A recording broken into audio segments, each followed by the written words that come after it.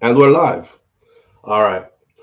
Morning thoughts, morning thoughts, morning thoughts. Shout out to the people going out to work this morning. Shout out to the people coming in from work this morning. Extra special big up shout out to the people who work multiple jobs. I have the utmost respect for you. Shout out to my entrepreneurs, my stay-at-home moms and pops, my retirees. Shout out to the drivers. Shout out to the Uber driver, Lyft driver, truck driver, taxi driver, food delivery drivers, route town and long distance truck drivers. Shout out to the crossing guards. Shout out to the school teachers. Shout out to law enforcement personnel, medical field personnel, military personnel. Whatever your job description is, shout out to you. Shout out to every single clean-hearted, good-hearted person who wants good for others as much as you want good for yourself. You're a good person. Shout out to you. Listen, I'm on two computers this morning because, I got that monkey thing on my screen, so I cannot see the chat on the same screen I'm broadcasting from. So I have a backup computer over here that I'm seeing it, and I'm waiting for the chat to pop up on that one so I can join the chat as well and see who is in the chat. There are 150 people here so far already. Soon as the chat pops up, I will start calling out some names. There we go. Errol Lee, thank you. I appreciate you greatly, my friend. Tracy Chin, big up yourself. Thank you for being here as well. The chat is live. It's open this morning for everybody. That means come on into the chat, enjoy the morning, have some fun with us, but don't be disrespectful. We don't do disrespectful. All right. Everybody can agree to disagree and keep it moving and still keep some level of respect towards each other. Shout out to Beast Boy. Thank you for being here. Shout out to Say Ben TV is in the building. Rosalind Smichael is here. Donna Davis is here. Missy Brom is here. Errol Lee, I appreciate you. Garbage truck drivers, big up on yourself. Essential workers. If it wasn't for you, we would be under garbage. Patricia Thomas, thank you for being here. Great Goodies is in the building. Naisha is here with us. Wayne Nathan, Kai Tai Jai Empress says upments. Audrey Wright's with us this morning. Virtuous Fire is here. Elaine Brown, good morning, family. Thank you for being here. Crystal G is with us as well. There are Lisa Watkins, Unique Saw 1, RR123, Marcia Walters, and Kojo One Full. Don't think I'm skipping you over. I see your name too. I was just shouting out the ones in green because they're popping out more. Got the screen they're far from me, But we're not going to spend all morning doing shout outs still. We're going to get into our topics because this plans to be a 2-hour live about. So we should be finished precisely at 10 o'clock. All right. We got a couple of things to talk about this morning. First of all, let me say the brother who called over the weekend before we broke for Friday weekend break, the brother who I said he's been on this channel for a long time, and he was telling us that he's going through some stuff right now. If you're seeing this video, I'm not ignoring you, bro. I was supposed to call him back, and I'm a person of my word. I normally do, but I have a lot of things going on, and I myself am under the weather, right?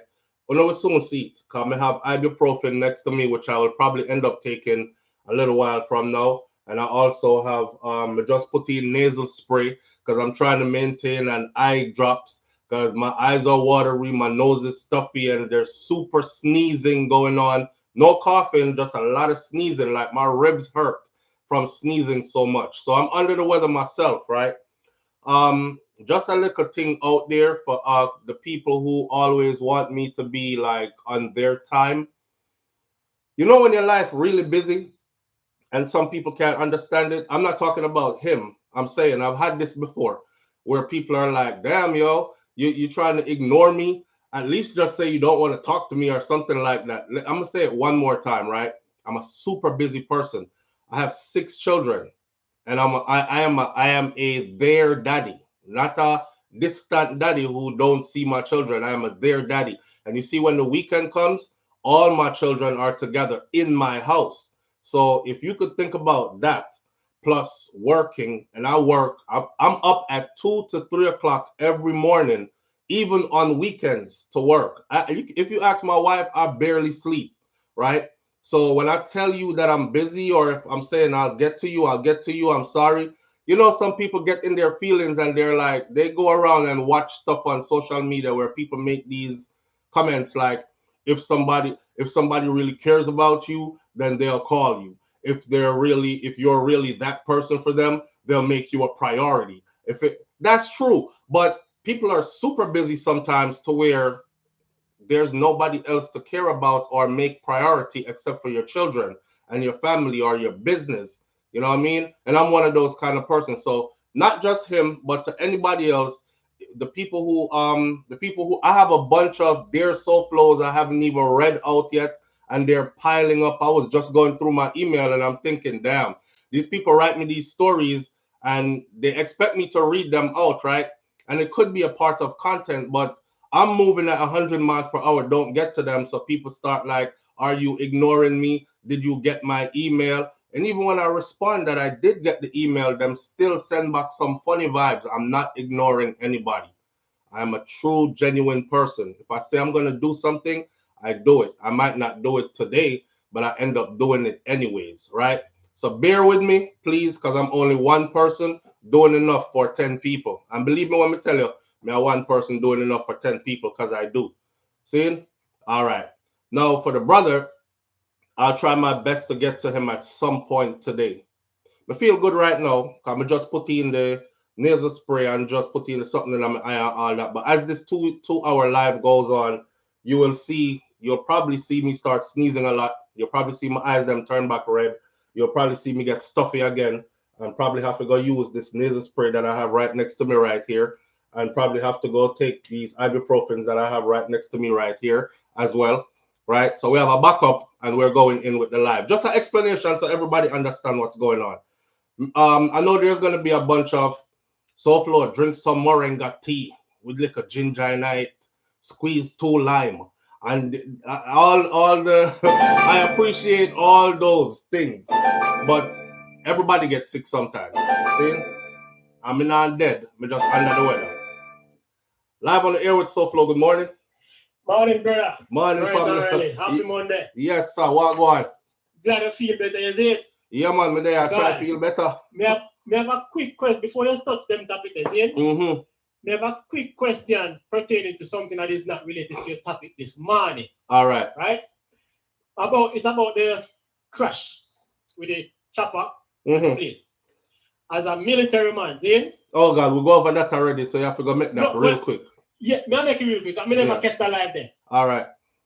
Do you or do you not think that the person flying the helicopter never see the plane? Them see the plane. Okay. That's how I'm one. Okay. Me I debate with somebody last night. I'm one. If I'm not have no sense, I'm just don't know nothing at all. Them see the plane. Bless up yourself. Manners. All right. That's how me like it. When me say keep it short, that me mean. That was short. All right. Let's get into our topics now. Now remember, I know me can't see the screen from over here. So if you see me looking this way a lot, it's because this is where my screen is today. It's over here. All right. Of course, them see it says Audrey right. All right, we have a couple of things to talk about. Donald Trump imposes, these are our topics for this morning. Donald Trump has imposed a tax tariff on Canada, China, and Mexico. 25% on Mexico and Canada, 10% on China. Here's the thing. I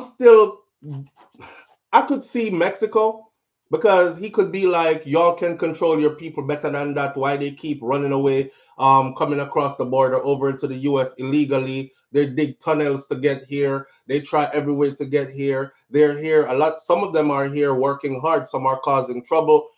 Drugs are coming through your territory and ending up here. So I'm going to impose a tariff. I could see that happening, right? But what the hell did Canada do to anybody? I'm trying to figure out, when did we and Canada become enemies? You know what I mean? It's kind of weird. It's kind of weird because I'm sure Canada is over there. Canada get buffing up for no reason. Canada is, unless somebody could explain this to me, Canada is over there looking like, how? The man said, Canada will not survive without the support of the United States of America. So they just could go ahead and become the 52nd state.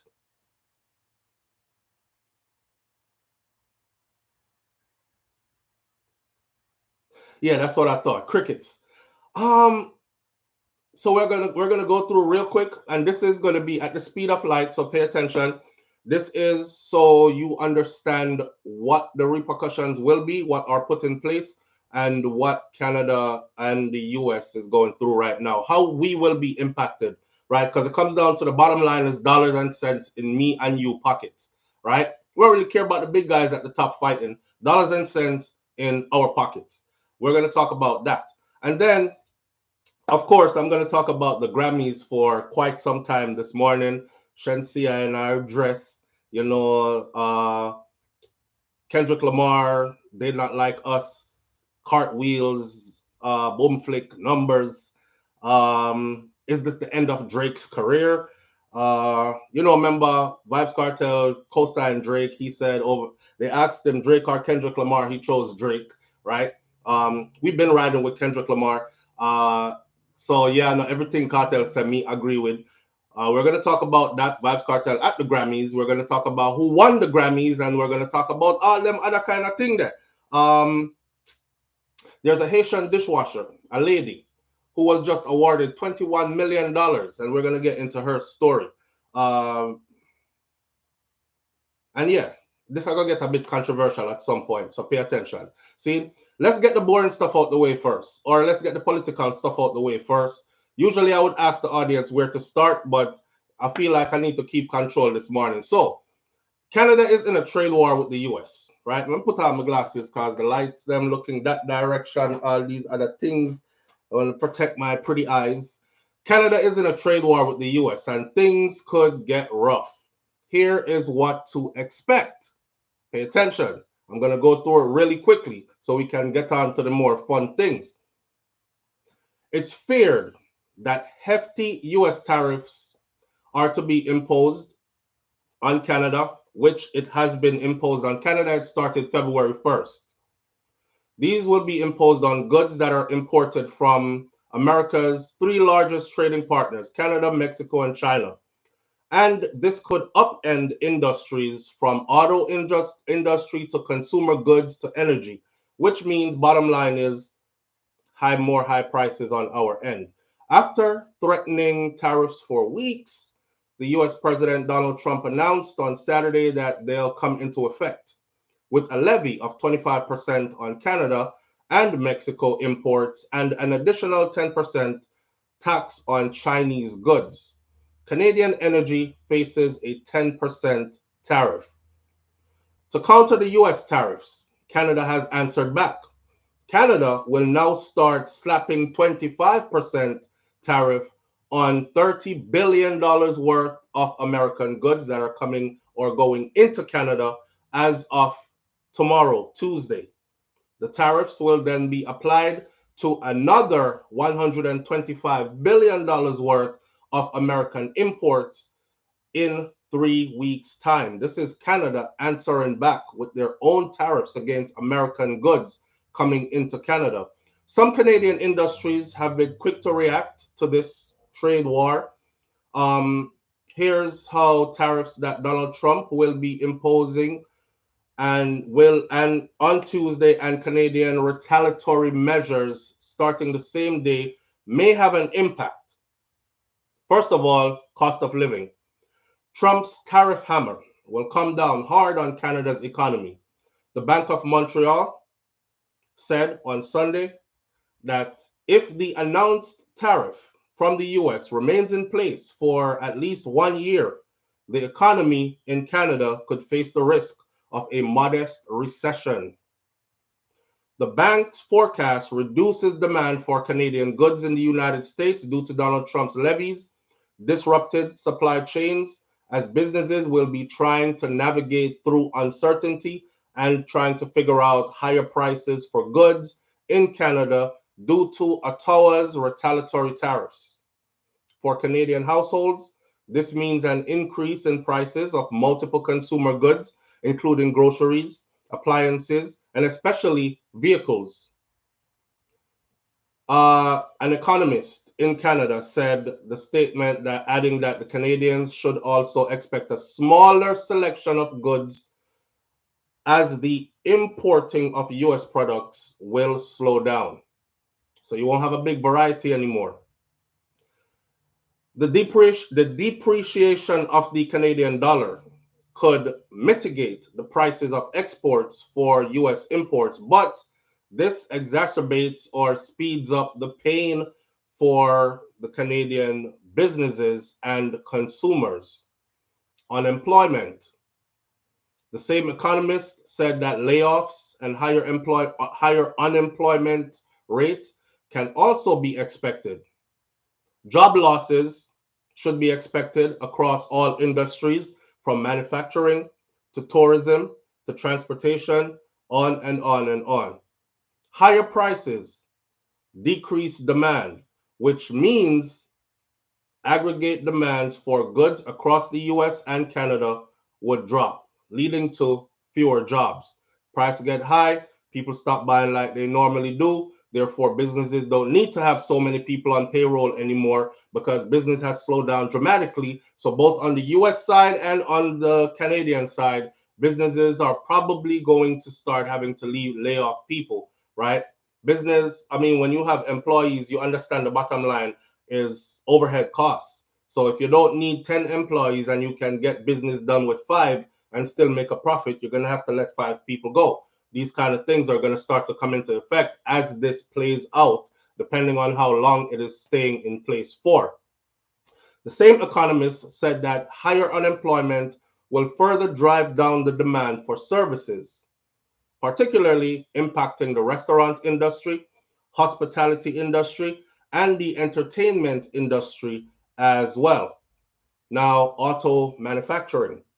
The North American auto manufacturing industry could be facing production shutdown in Canada and the US and Mexico because it's such an integrated sector and it runs a very efficient supply chain, says Brian Kingston, who is the president and the CEO of the Canadian Vehicle Manufacturers Association. Hefty US tariffs would have a very immediate and very serious impact on that supply chain, the auto industry, he said. And Americans now may soon have to shell out thousands of dollars more for new vehicles if you're one of those who want new vehicles due to most costly parts and components. Not only that, if your vehicle breaks down and you have to go to the mechanic, there may be a great delay in the time it takes for your vehicle parts to come in. If your mechanic says, well, you need a new radiator, well, we have to go get the radiator. The radiator, they don't have any right now in stock. I've checked all the suppliers. It's about 2 weeks before it comes in. This is how you're going to get hit. So you're going to have to wait 2 weeks, go rent a car, or have somebody drive you around until your mechanic can get your parts in to fix your vehicle. So there'll be a slowdown in chain in even the parts when it comes to repairs, etc. I went through that process not too long ago. I had a Mercedes-Benz, and the Mercedes-Benz, they had to send to Germany for one of the parts, a component that was inside of I remember the AC system went out. I live in Florida. It gets 100 degrees and change here in the summer. My AC kick out summertime. So I have to fix it. I drop off the vehicle. The vehicle was literally at the mechanics for about a month and a week. And then when the parts come, it needed another part and not that part only. So we have to wait again and send back feet. It was one big something. I ended up getting rid of that vehicle anyways. That's when I decided to myself, I said, you know what? Driving a Mercedes-Benz look nice. But when it comes to maintenance, and me have to wait till them go to Germany for parts and send back, and if they don't have it, and it depends on what's going on politically or what's going on with, at the time we were coming out of COVID, right? So things were pretty slow on the shipping end of things and all that, places shut down. All that affected just you being able to get up every day and go drive your vehicle, go to work, so on and so forth. So in the meantime that I had that vehicle sitting there, I had a rental car. That rental car was $1,000 a week. See what I'm saying? So I'm just breaking down for you how people are going to be affected. You may not feel it now because it just started. But if it is prolonged, we're all going to be feeling this. Ultimately, Americans have to stand up for themselves and their own interests. Some of those will align with us, Volpe said, citing much higher inflations as a possible result of the tariffs. He said affected industries should support the federal government in remaining tough during negotiations. Steel and aluminum. The United Steelworkers, the largest industrial union in North America, has criticized Donald Trump's tariffs on Canada, citing some 1.3 trillion US dollars in trade between the two countries. These tariffs, they don't just hurt Canada. They threaten the stability of industries on both sides of the border. If you're talking steel and aluminum, you're talking construction, you're talking a bunch of other things. Just think steel and aluminum, everything that's steel and aluminum, right? So these tariffs don't just hurt Canada. He said these tariffs will actually be hurting America in a huge way. This is the president, David McCall, said in his statement. The Aluminum Association of Canada called the 25% U.S. tariff on all Canadian goods heading south highly disruptive to the integrated economics of both countries. This situation will unfortunately impact workers and consumers in America with the immediate increase on the price of aluminum. The group says about 9,500 Canadian workers produce the metal that is processed and made into parts and everyday products by more than 500,000 American manufacturing workers, generating some 200 billion US dollars in economic output in the US economy annually alone. Beer, wine, liquor. I'm telling you, people are like, steel don't have nothing to do with me. Auto mechanics have nothing to do with me. Beer, wine, liquor. It's some way you're going to get affected. American alcohol now.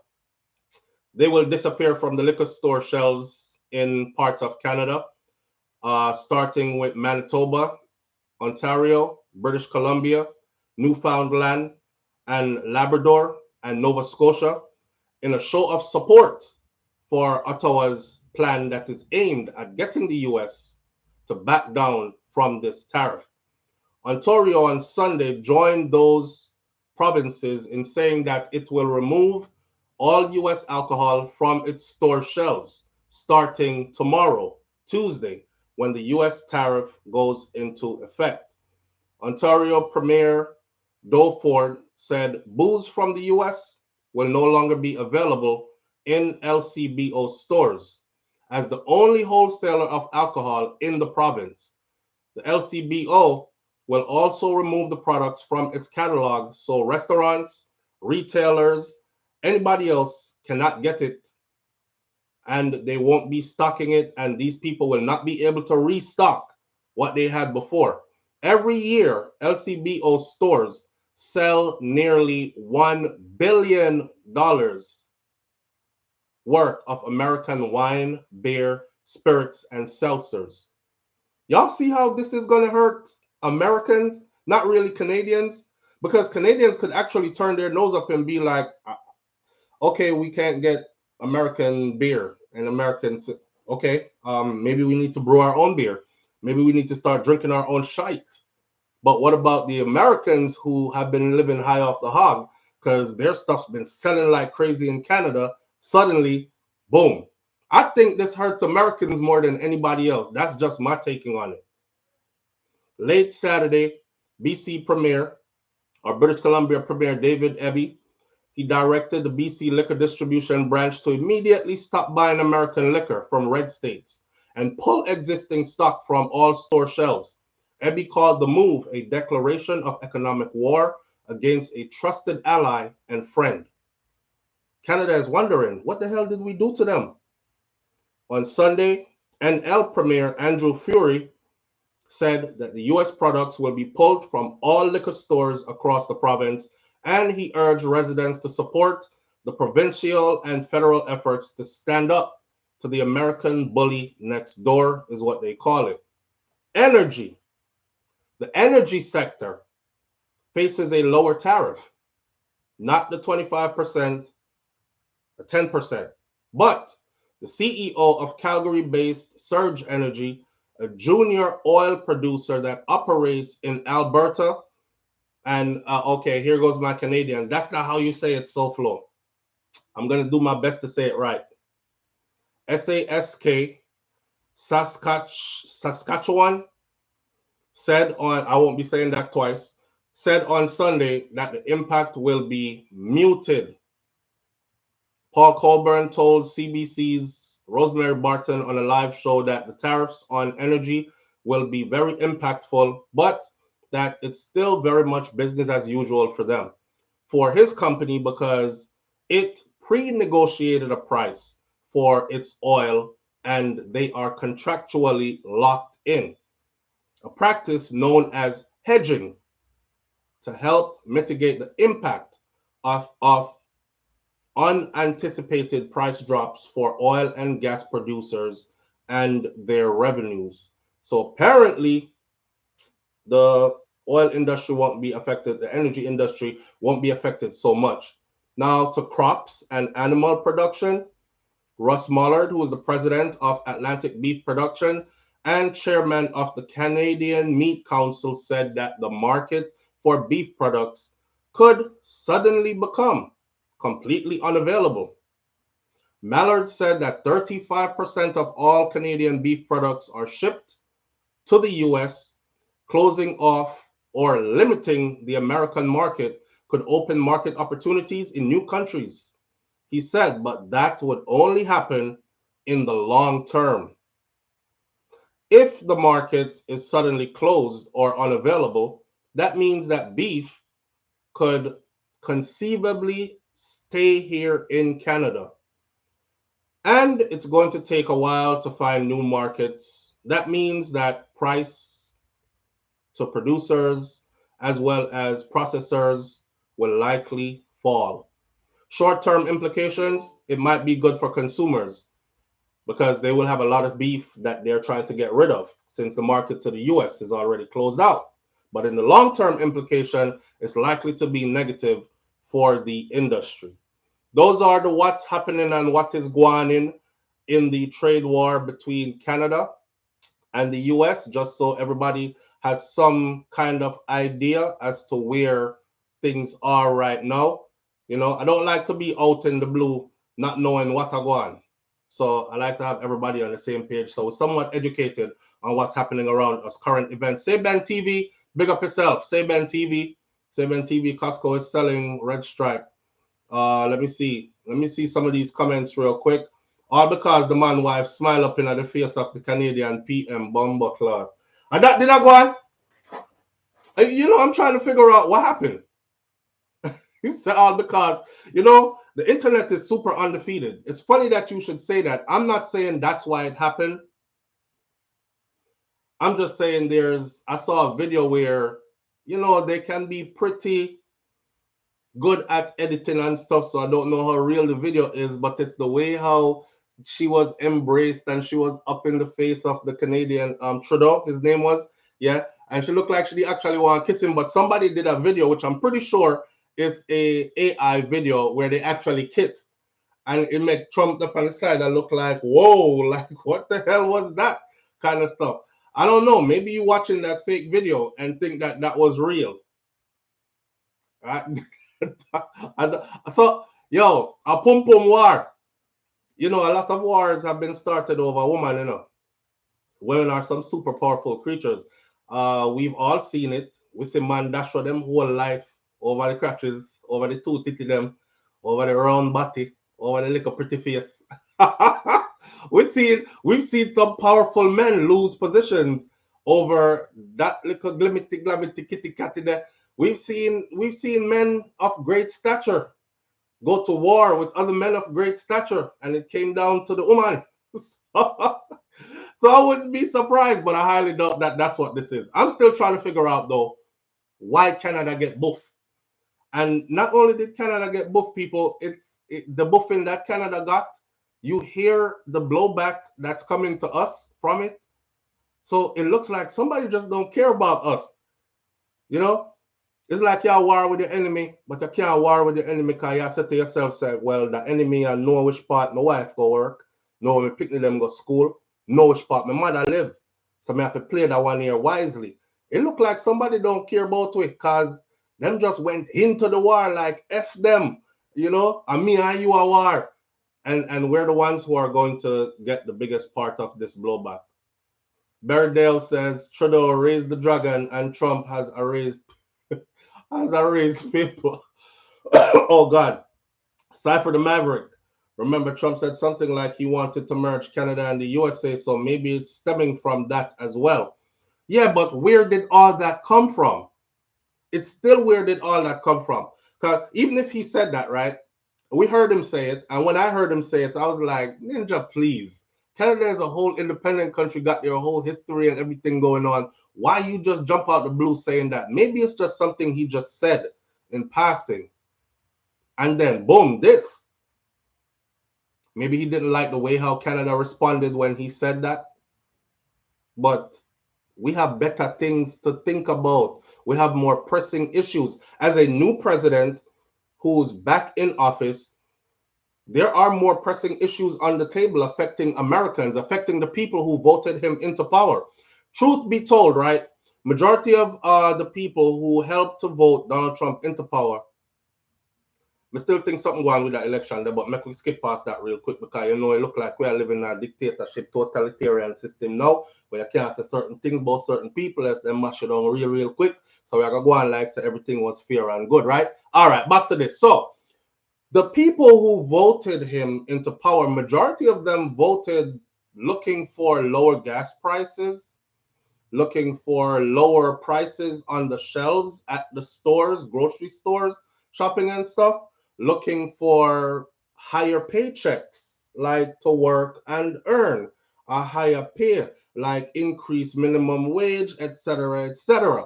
That's what majority of the people who voted for him are looking for. Now, what I see happening, yesterday I stop at the grocery store. I said, let me pick up some eggs real quick. Lord God. My wife, she like brown egg. Hi, beautiful. Oh, say good morning, everybody. Morning. Morning, pretty. Oh, you're on two computers. Now you're looking at yourself over there. But they could see you only on this one. Only you can see yourself over here. So you have to look over this one. Say hi, everybody. Wave. All right. Hey, let's take a break real quick. Let's do Melani's outfit check. She's on her way to school.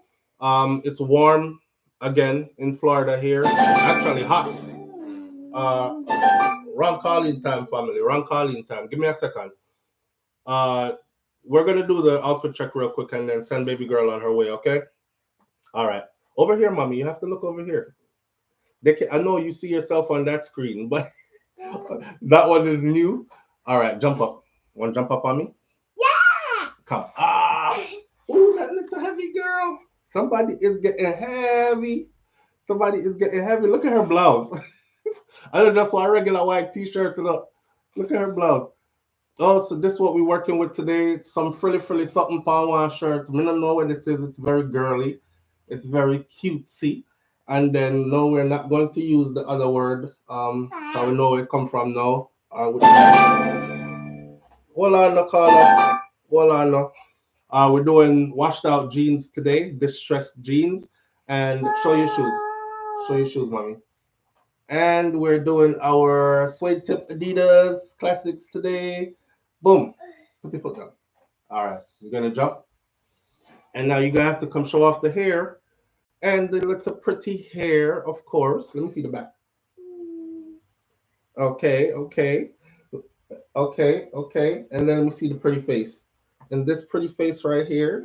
Okay. Gorgeous. All right. See the hearts? Yeah. Lots of hearts. How white is a monkey? Why they put a monkey on my screen? I don't know. But we have to use this computer. Hopefully we go back over there tomorrow. I love you.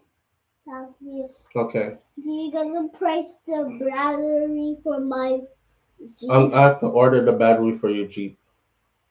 I will. Okay. I love you. Love you. All right. Say bye-bye to the people. Bye-bye. Have a nice day. Have a nice day. All right. Go. Go have fun. You see how late that one is? You're still waving? Yeah. All right. Go on.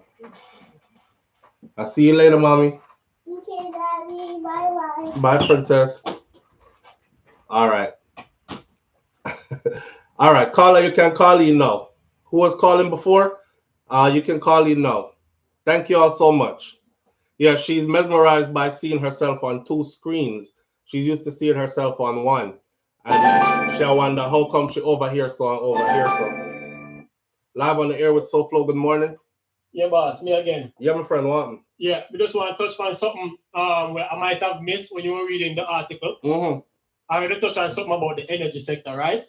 Mm-hmm. Canada is also ready to cut electricity from the whole of New England with them supply. Mm. You understand? Because I never even know say a Canada supply majority of the New England state. You understand me? I said? Mm-hmm. So now, because Trump do this tax thing, them ready to cut electricity from I think a 5 New England states, Maine, New York, Massachusetts, Vermont, New Hampshire, Connecticut. All them places that experience some serious winter right now, so yeah, imagine getting electricity cut now in the middle of winter. Yeah. So Canada supply majority of the electricity where we get up as Rotted. So a more problem that more surge in the prices than them seniors. I say, bro, look, how this benefit America? That's how everyone know. You know, ego. I think it's an ego thing, because as you say, Canada no do nothing. It's like out of the blue, a man just come sucker punch, you see me? Right. I saw that me I try to figure out like how Canada get both. It's not like Canada border get invaded and people are coming from Canada. You understand me? I said we could understand with the Mexico thing. Mm-hmm. But Canada, brother, Canada is a little man over there, so there's a mining business as the day goes by, isn't it? And get a sketch a strain and drive by to and get a strain, yeah. So it kind of questionable still. So this whole wanting to make Canada the 51st state is like that come out of nowhere because you never hear nothing in the background where Canada violate any rule or anything. You understand what I'm saying? Right. So for this just come up out of the blues now and then now Canada threaten because but to be honest, to be fair, Canada have all rights to retaliate in any way they want. See. Well, it's a fight. It's a fight. And when a fight happens, when you get licked, you have to go lick back, Yeah. Yeah, so we expect lick back. Nobody can say nothing else. So a lot of people think Trump was just bluffing when he might say all of that thing. Mm-hmm. And we just feel like him probably hear certain things behind the scene and he just decides I'm gonna just follow through with the ego.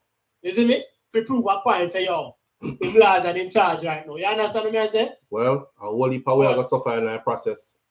It probably go on for a while, but I feel like him have a change of mind later on down the line. Is it? Well, let's hope so. Let's hope so. Manners, my brother. All right, check it. I was saying something about brown eggs. My wife like brown eggs. Me go to the store yesterday. Me see somebody say brown eggs $8 or something. No, the brown egg them here is $11 and something a dozen.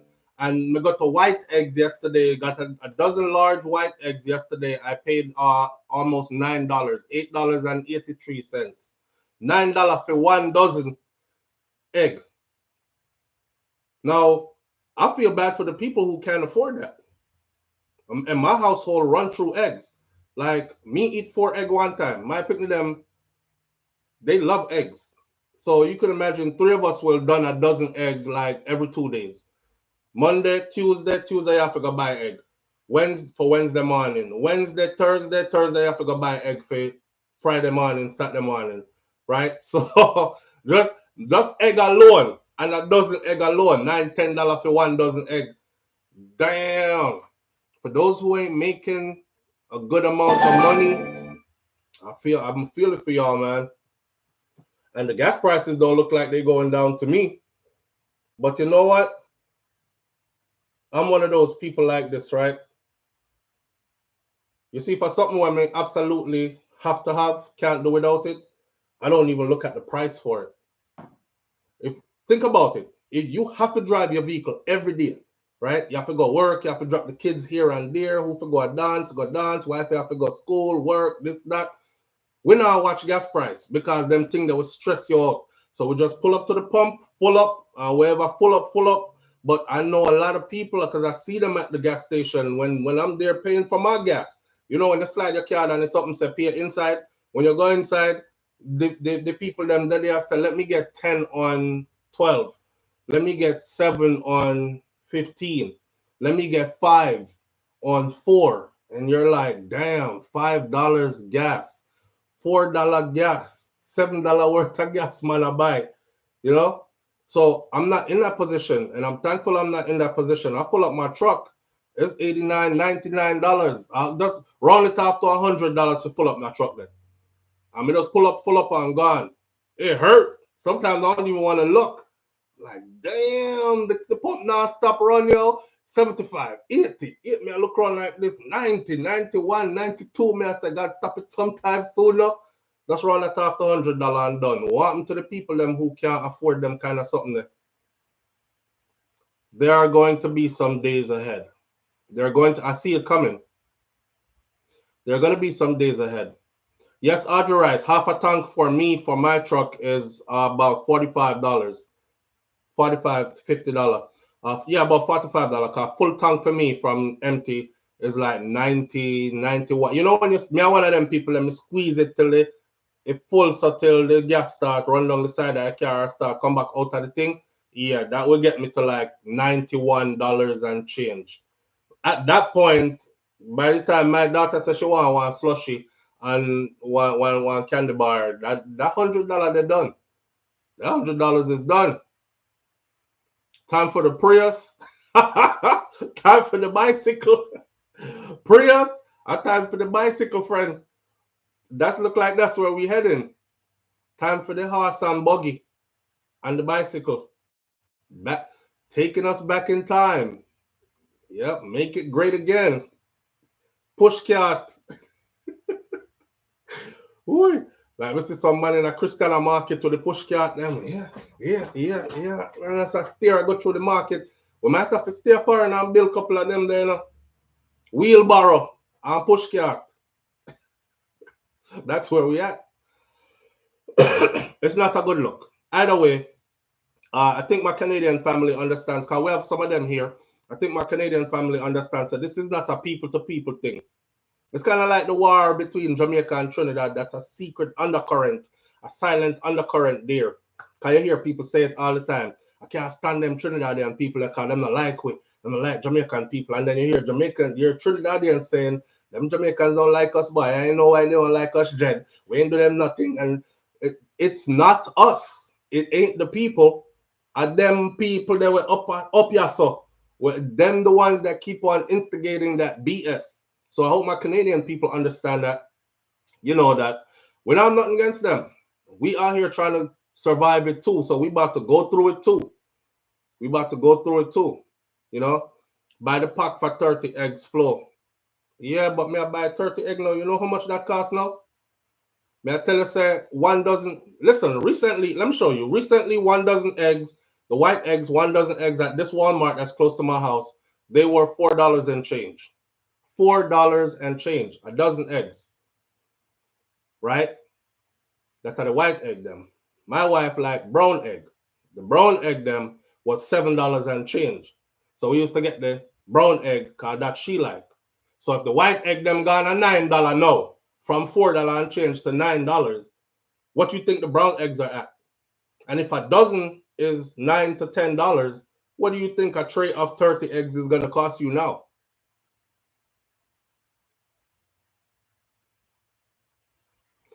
In his last term, the handshake between him and the Canadian PM, him still vexed about that.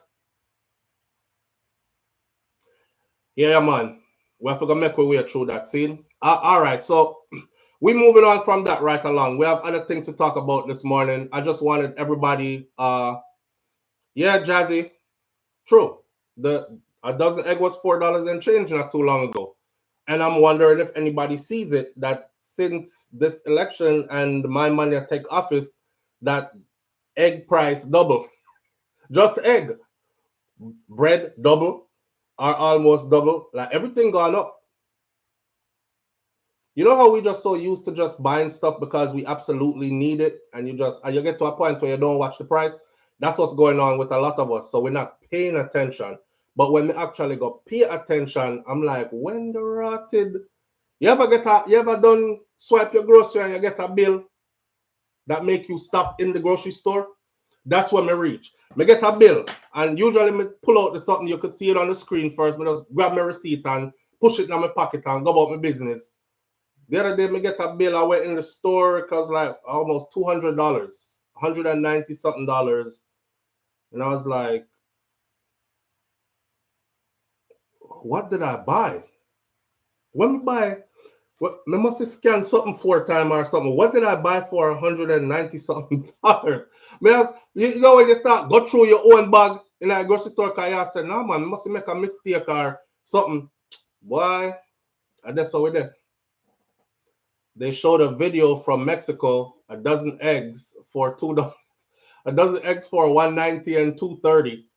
And me see the Mexican them down there said, please stop showing this video and take it down because we don't want the gringos coming this way. If you think about it, right, there are a lot of Americans that actually go to Mexico for healthcare treatment because them can't afford it in their own country.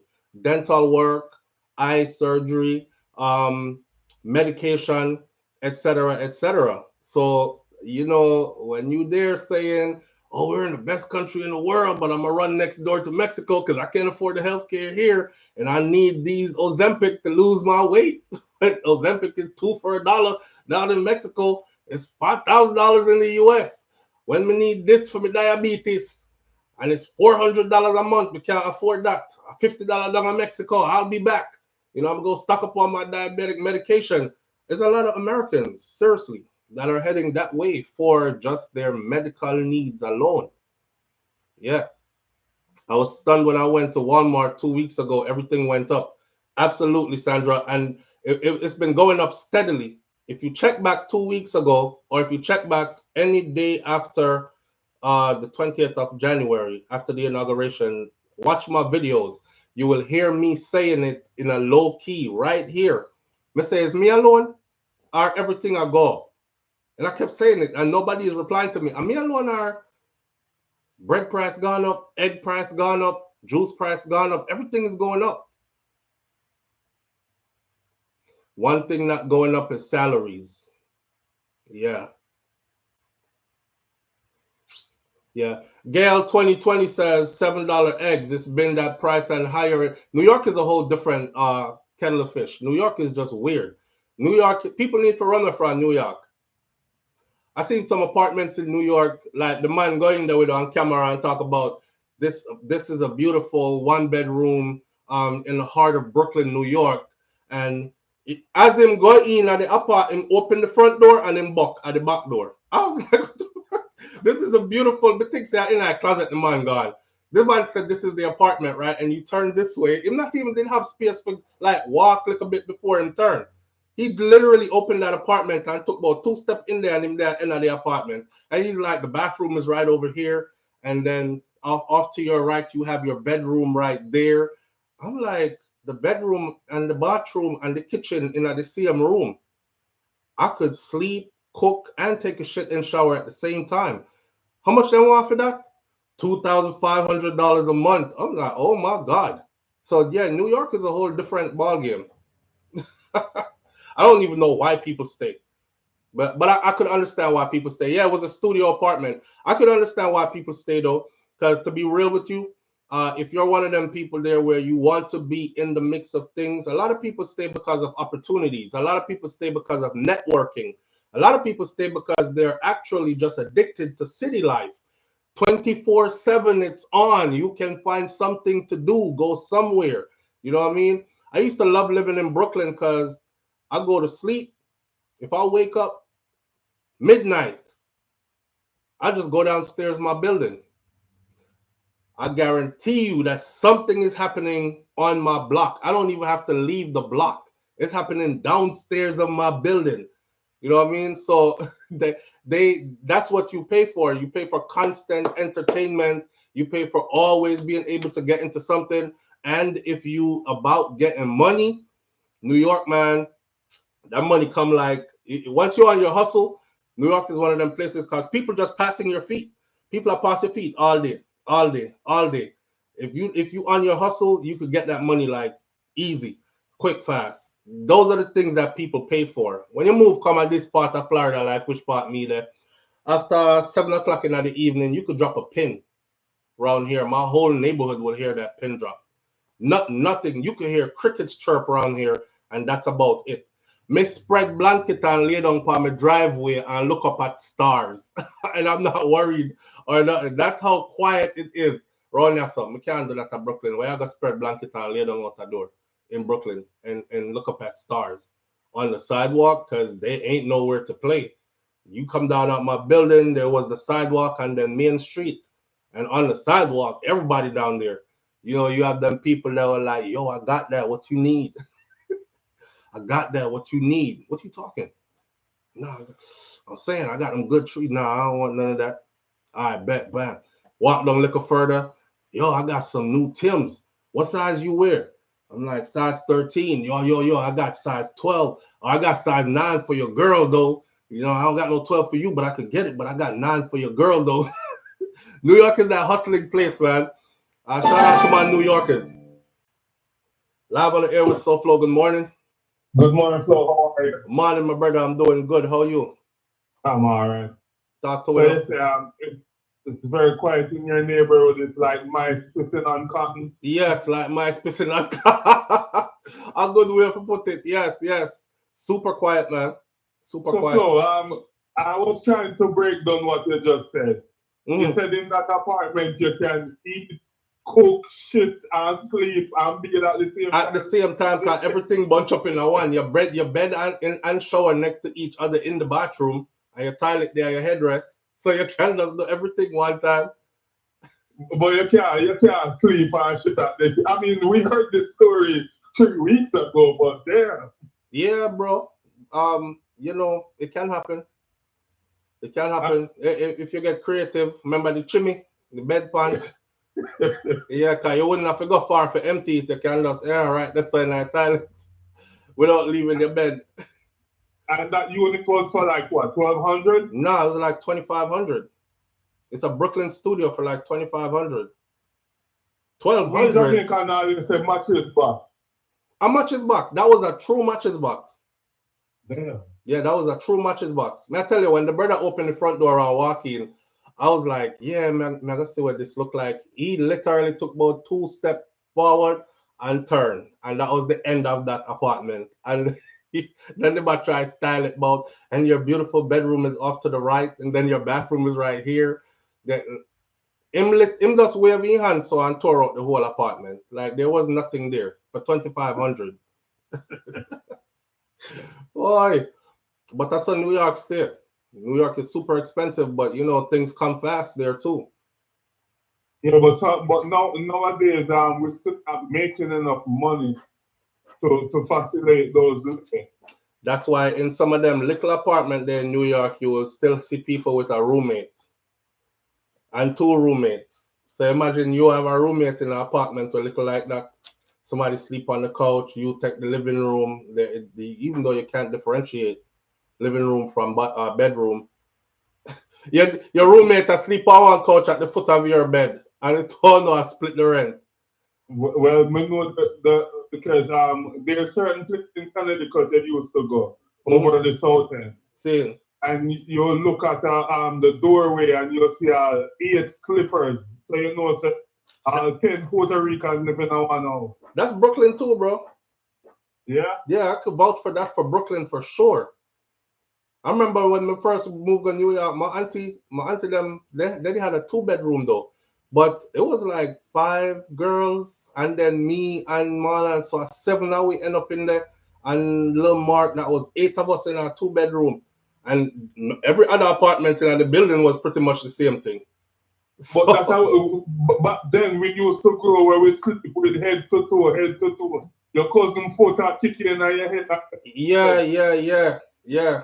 But them days they don't know flow. Yeah, cause we outgrow them something that cause we are big people, but people still live like that. All these kids, when them born, then want to be in a big bed to themselves. Nobody not into with them. Yeah, yeah. No, the New Yorkers still living like that, bro. Them still a head to toe. Head on toe, head on toe. Yeah. Them still a head on toe. And when you pick the bed, you can go by next side and push over your brother in I say I him do it. Our grandma say if you don't talk, I would beat me. I beat everybody. I should beat everybody. I mean, I point for my brother. I say, you pick the bed, you know, talk. Say, you do it. You make me get beaten for you. And you know, so sometimes it's hard for the rich to know who picked the bed. Cause everybody went. Everybody went. Oh, you know what? I'm being do it. And you went, and me went too. Yeah. So them used to wrap a bit with some plastic. And it's a nice. So they sleep on a plastic, but when plastic is thick on for you. Mm-hmm. Yeah, man, you have to catch the heat in the bed and burn up like a pole cookie. I try to save the mattress, bro. Hey, you remember, you didn't know about the chink them? Yeah. Chinking in the mattress. Like the picnic them piss the mattress so much that the chink them start forming a mattress. You never see that before. No, but yes, man. I see to my neighbor. Whole heap of bug in a mattress, and my granny used to pluck them with her fingernail and bust them. Bye, when she bust them just beer blood come out of them. Whole heap of bug. Once you start piss up the mattress. We come to America to hear about bed bugs and yeah, well in Jamaica we call it chink. The mother up here. Bed bugs. I like them call the picnic them call roach Florida. Them say those are water bugs. No, then that's some cockroach. They're like, why are you scared? It's just a water bug. All right, my brother. All right. Mother. Why are you scared? It's just a water bug. No, that's a cockroach. And you have a lot of them in your house. I'm not coming back. Cause one did I crawl upon me too. What did I crawl upon me too? It's just a water bug. It's a roach. Peter touched the poor man feeling it. Time to play that song. Why? Hear what? Let's move along. So our next topic is the Grammys. Before we go into that, I'm going to run through this story real quick. It should only take about 10-15 minutes. Probably not even that long. And then we'll get into the Grammys and Vybz Kartel not getting a Grammy and, you know, is this the end of Drake's career? And Kendrick Lamar did numbers and Shensia, how should they look at the Grammys and all that. That is coming up. Watch this. A Miami hotel dishwasher was forced to work Sundays. Your employer forced you to work on Sundays, and she is now $21 million rich. A jury just awarded her. If you look at our icon this morning, you will see a black woman in a red hat. Can't miss her. One of them, hallelujah, praise the Lord, Jesus church hat there. She's on our icon to the right. That's her. $21 million awarded. A former dishwasher at a Miami hotel was fired after missing work on Sundays for religious reasons. She was recently awarded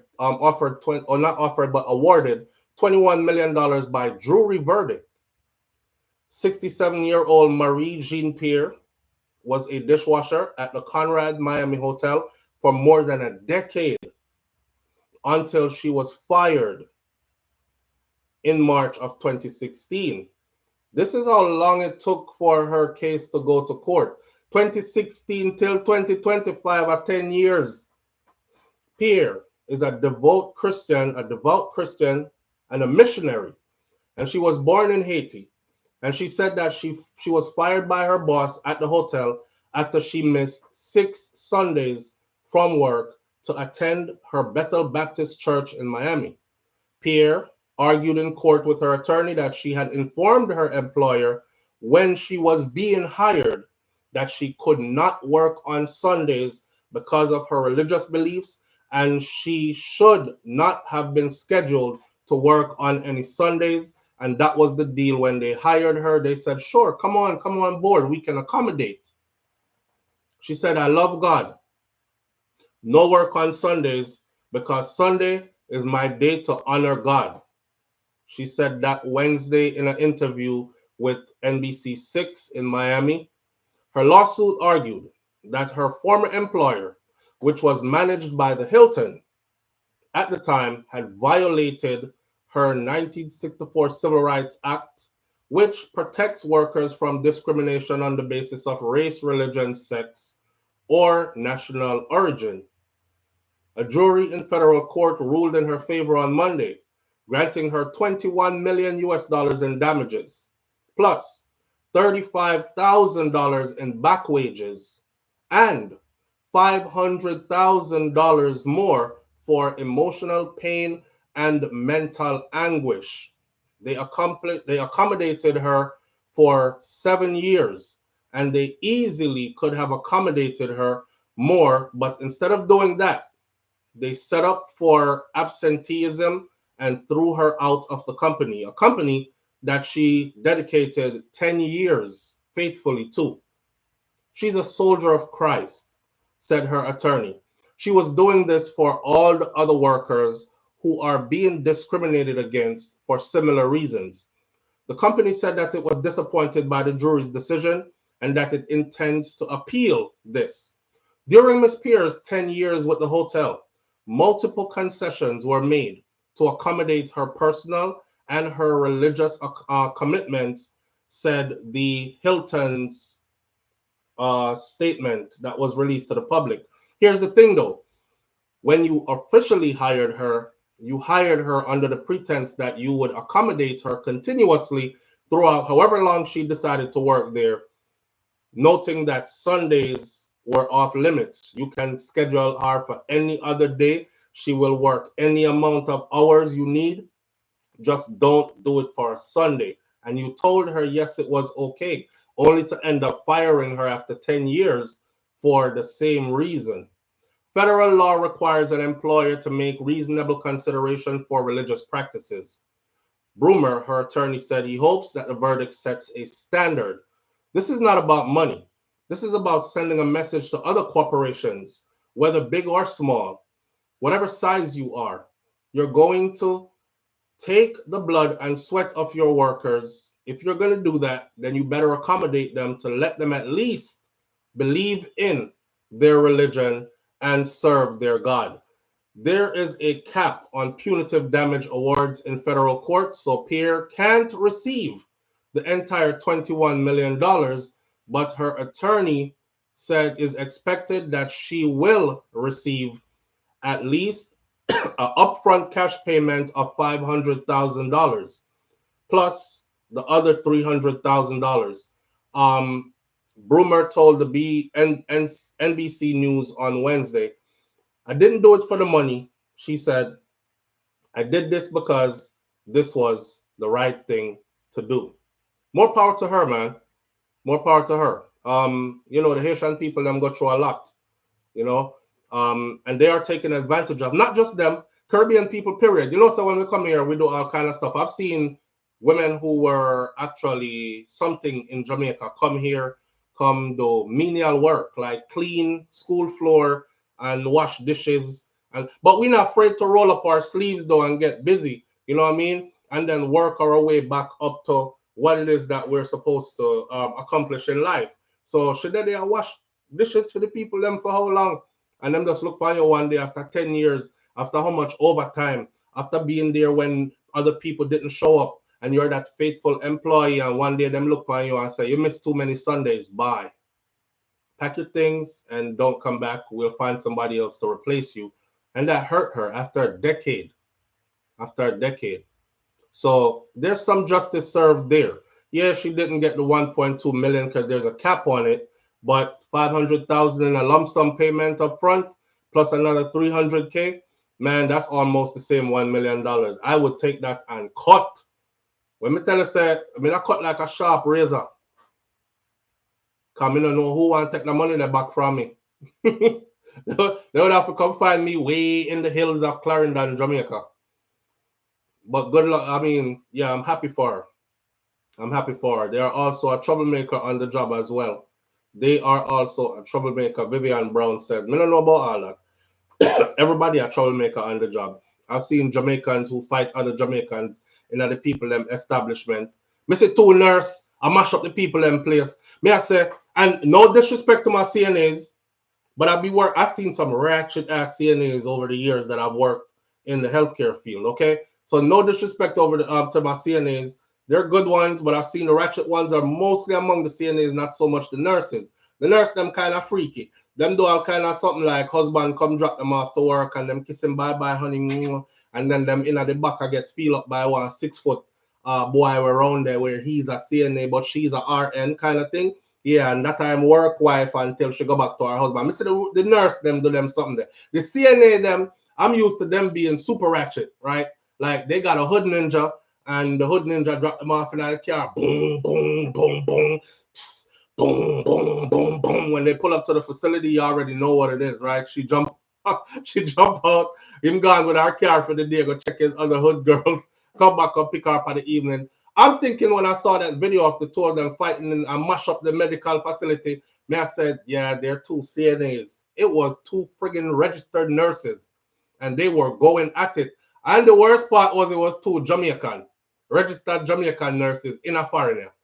I mash up the people in place. Hey, thinking girl. Hey, dirty thinking. I fight to one fight me, your blood clot. This wash up. Wash here. Bang, balang, chan, chan. Them grab each other here. Them must fling each other around the people in place. I was like, yo, they're both probably never going to be able to work as nurses again. What could I get you so mad? What could I get you so? Because the first thing I would think about was my license. I would have been like, oh no, maybe go to school too long for this and study too hard. So here what bitch. We're not gonna fight in us a year, meet me outside. Or don't make me catch you down so you know. But that's about it. I'm not fighting in no medical facility. Them mash up the people in medical facility, my friend. Yeah, so don't be talking about the Haitians, about them cause problem on the job too. Me don't know about that. I've never seen two Haitian fisticuffs and mash up the people in place yet. But I've seen two Jamaicans do it. So we have to go own that. All right? We got to own that. I'm in healthcare before and SouFLo is on point. Banches says, boy, you know, I tell my wife, I said, babe, I said, you going into the most unprofessional profession ever. Don't let the facade fool you. See all the stuff you learn in school? But not lie. Remember when I go through Kaiser, right? When I'm going through university, I'm like, they must prepare you rigorously, you know, and you must be clean and shortcut and this and that and precise and must know this, that. And you're going there, dotting all I's, crossing all T, you're the most professional you knew. And the first time you're here, girl, I'm fucking him too.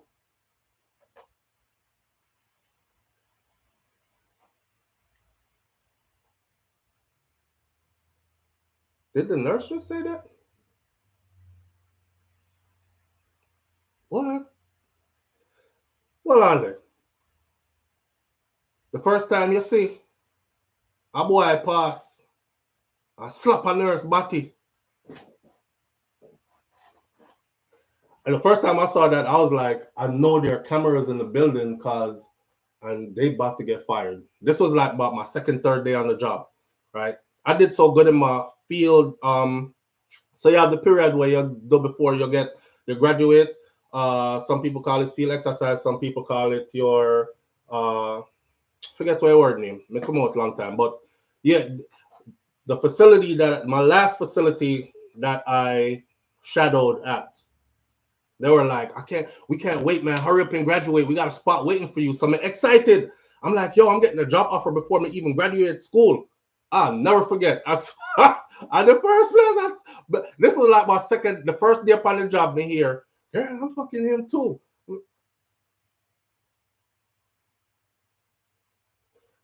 I say, you know what, I'm gonna stay a professional like them teach me in a school.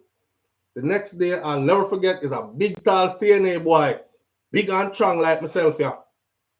We were about the same height, same build. I want a little tiny nurse, and she had one big body, you know, and she used to wear the tightest friggin' scrubs. The brother passed. She was wearing a light blue, I'll never forget, light blue, like sky blue scrubs, where you can see her panty print out in the scrubs and everything, you know, and the panty lay down upon the body and the body does cock off. So By the way, if your wife is a nurse or she work in healthcare and them the kind of suck on scrubs that she wear go work, me just I tell you right now, bro, say a man she gonna work go look. I don't care what she want to say. Nah, I'm just dressed in this way for me. No, she gonna work go look, man.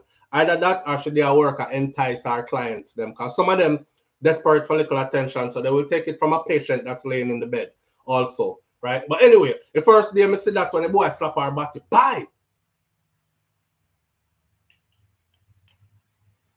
But I said to myself, said, did I imagine that or I'm just slap our ass for real? Because there are cameras in here. When you fresh out of school, you scared to do anything. Because you done peep the place already. You say, a whole heap of camera in here. Me not do nothing out of line. I don't want to be fired. I'm happy I'm employed. I'm fresh out of school. Other people I graduated with still haven't gotten a placement anywhere. Buy upon our body.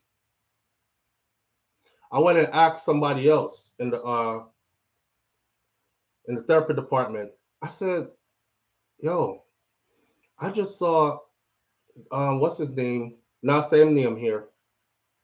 He just slapped the nurse on her ass like loud as hell in the hallway. She dispensing medication and stuff. She had the cart, and the person said, a fellow therapist said, they do that all the time. And you know what's embarrassing? What's embarrassing is her husband comes here all the time, and everybody laughs with him. He brings her flowers. He brings her lunch. So the following few days I was in there, I start to see the husband show up and him bring lunch and him, you know, and bring flowers and all these things. You know, some woman wicked, you know. You don't love me. How come you don't like send me flowers randomly? How come you don't? Cause I don't want to be friggin' embarrassed. I don't know where you up there though. That was a perfect case of that. And them laugh of time when him gone. The girl them, they so wicked. They'll be in one of the rooms up front where the up front rooms to the facility looks out into the parking lot, so you can't see anybody are coming. You would have seen some of them run. CNA and nurses run, come tell her, your husband here, he pulling up right now. And my boy, they know the code, you know, him just gone to one next side of the building and everything. Walk past our husband like nothing no happen. I said to myself, say, boy, if you ever know, me see that man that pawn your wife body sometime, me see man, I'll draw her gun in a supply closet and all them something there. Yeah, so when you hear people talk about them nurse here and how some of them steal, a true man. No, let's not get it twisted. I know some of them who you can't play none of them games with. They're super professional. They have their families. They're about business. But boy, them young nurse there, I didn't. Yeah, I'm lying. I knew one. I knew one that wasn't like that. And she was out of Texas. Not call her name neither. But I only knew one that was good. All I know, young nurse, and the rest of them. So me that joke, I tell wifey yesterday, I said, or a couple of days ago, I said, the older ones look like they done been down that road already and they got tired, so them settle down now and not do it no more. So mostly the younger one, the younger one never do it, you know. SouFlo, did you tell the husband? No, I'm not telling that man. That ain't my place. I'm happy I'm employed. Sheldon, well done. Sheldon, well done. I thought about it. Some can go call me Mr. Watchy Pums. You know here where Dexter Knapp say, all when she have 10 man, me have to be 11. Watch a party. Me never ask you to watch the body for me that me. I tell them. Him never asked me if you watch her, so me not watch her and go tell him nothing. That's not my place. You know, me just look at him like me sorry for him. You know when you trying to throw hints at somebody, so you're like,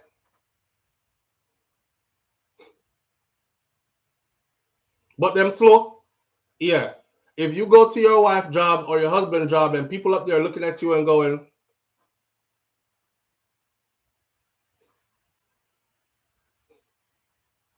if them do that, they try to tell you something.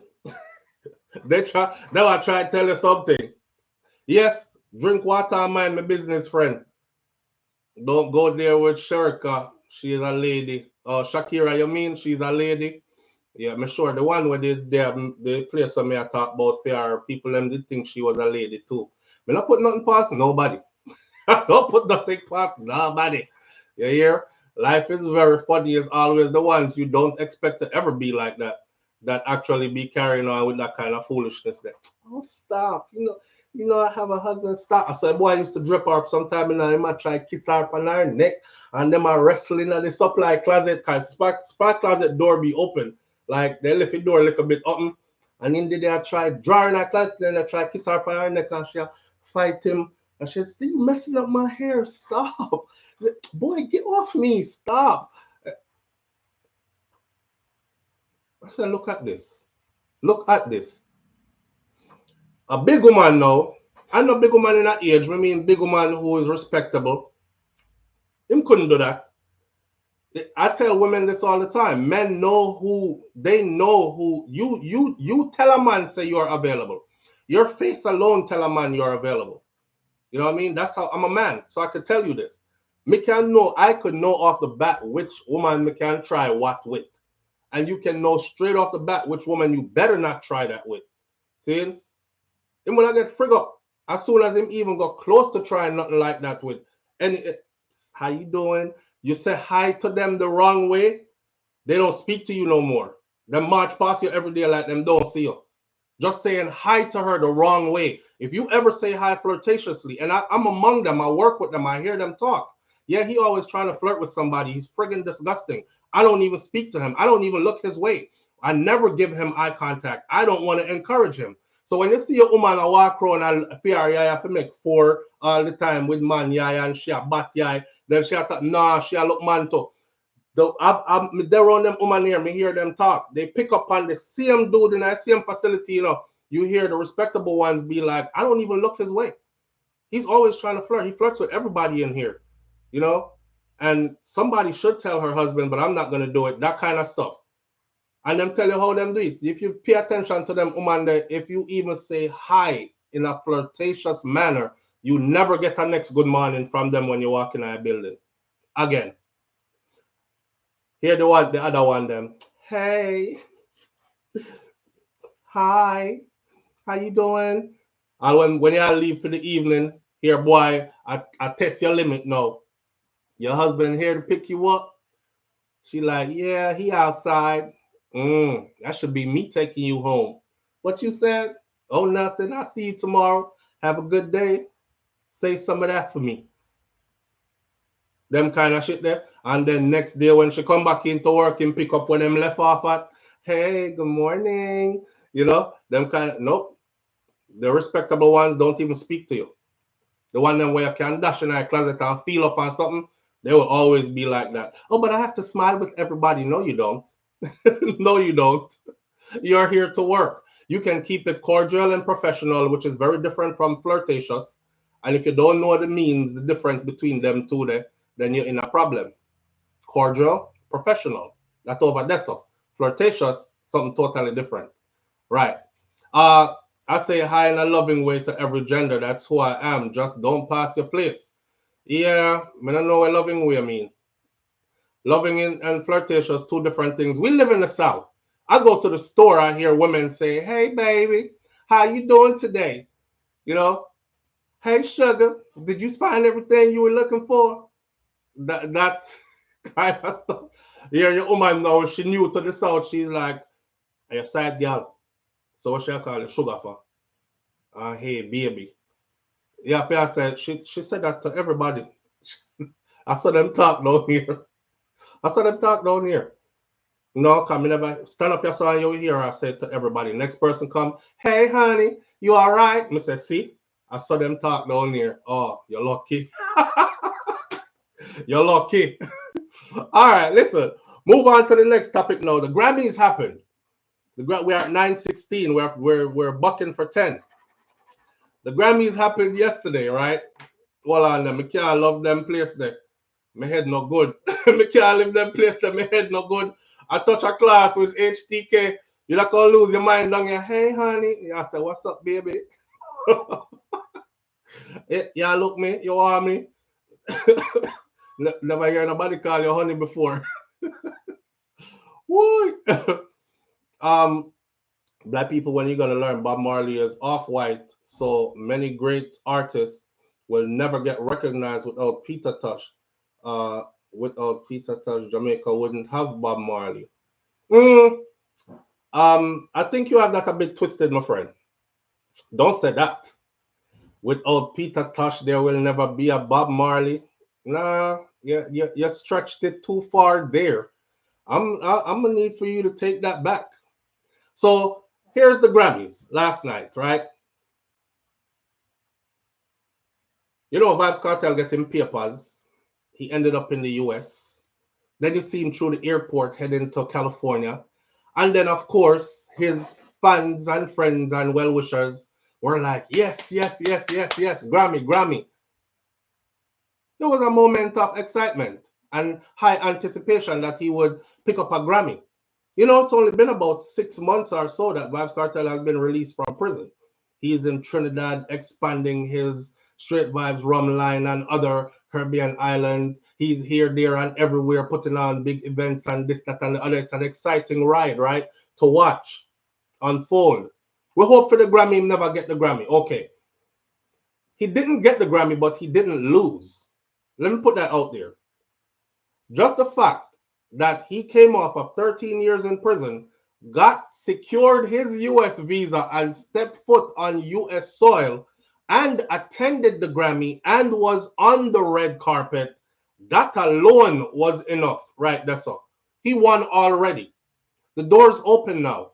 He knows now he can go through that door again. Him can get him US visa again when him come back to Jamaica. Him can go back in that portal there. Him can go get some money from the US again. Him can do more things, bigger business. So yeah, he didn't get the Grammy, but great things still happened, right? So we're still celebrating. It's not a loss. Did y'all see Beanie Man's Drink Champs interview? There's this thing. Beanie put out a message last night that said, this is a message for the bloggers or vloggers, them or something. Come off of my name, man. Me and a back pocket rag. You know, I sit down for my name like me, a back pocket rag. Me and a back pocket rag. Everything I've get, I've owned, I've earned and all this. All right, let me say something. I've said it before, I'll say it again. I have the utmost respect for Beanie Man because of what he has contributed to the culture. Because he also has managed to stay in top 10 for 30 years plus. Because when it comes to actual performance on a live stage, he is in top 5. I've said it, right? Notice what I just said? He stayed top 10 for 30 years plus. Top 5 in stage presence performance. I've seen Beanie Man perform many times in different places. And him shell the place each performance. Can't take nothing from him. However, it ain't your time, King. It's not your time. Your time passed. Now, I said to somebody, I said, if Vibes Cartel had invited Beanie Man to the biggest concert in Jamaica since who knows when, which is Freedom Street, if he had invited Beanie Man's sentiment today would probably be different. Because, you know, Bounty Killer, again, recrowned the Vibes Cartel as the king of, and that's undeniable, he said. And Beanie would have been there to see it. But Beanie never did it. Him feel like him get left out of the thing. Hey, remember when him used to say at Gaza, me say? When me say something you say, Gaza, me say. But, you know, them keep on playing these old clips like Vibes Cartel's telling him, Beanie, you're a king from you come out of your mother belly. Something, old clip. Beanie and Agaza, me say, old clip. Let's deal with now. My style different. Walk with me. In the last decade, and I want anybody to answer or call in. First of all, the same thing I said about Sean Paul, I'll say about Beanie Man. There is no artist in the game that we look at and say, that's Sean Paul's artist.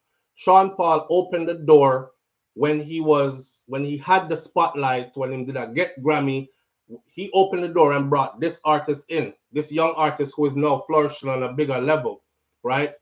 Beanie Man, same thing. Beanie Man been in the game forever. Who is Beanie Man's artist that him boss specifically?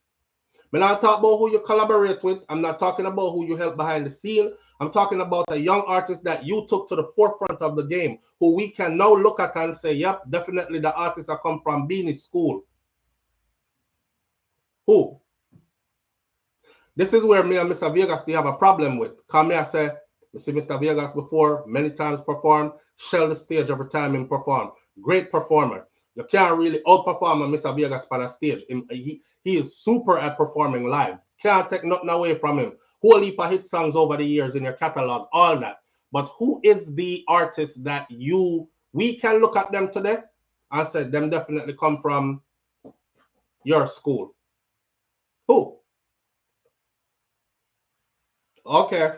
All right. Let's go there now and start with this, right? In the last decade, you know, name me a Beanie Man hit song.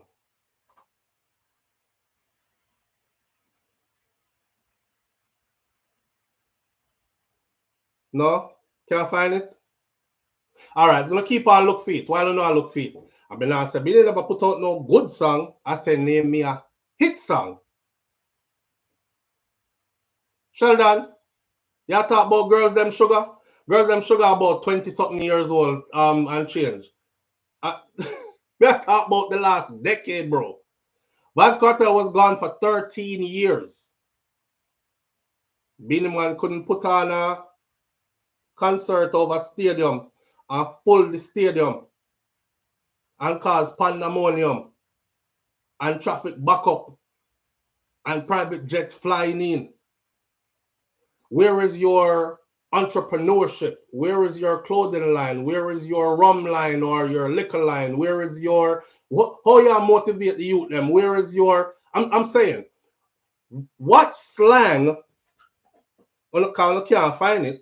What slang has Beanie Man or fashion has Beanie Man influenced the culture with in the last decade?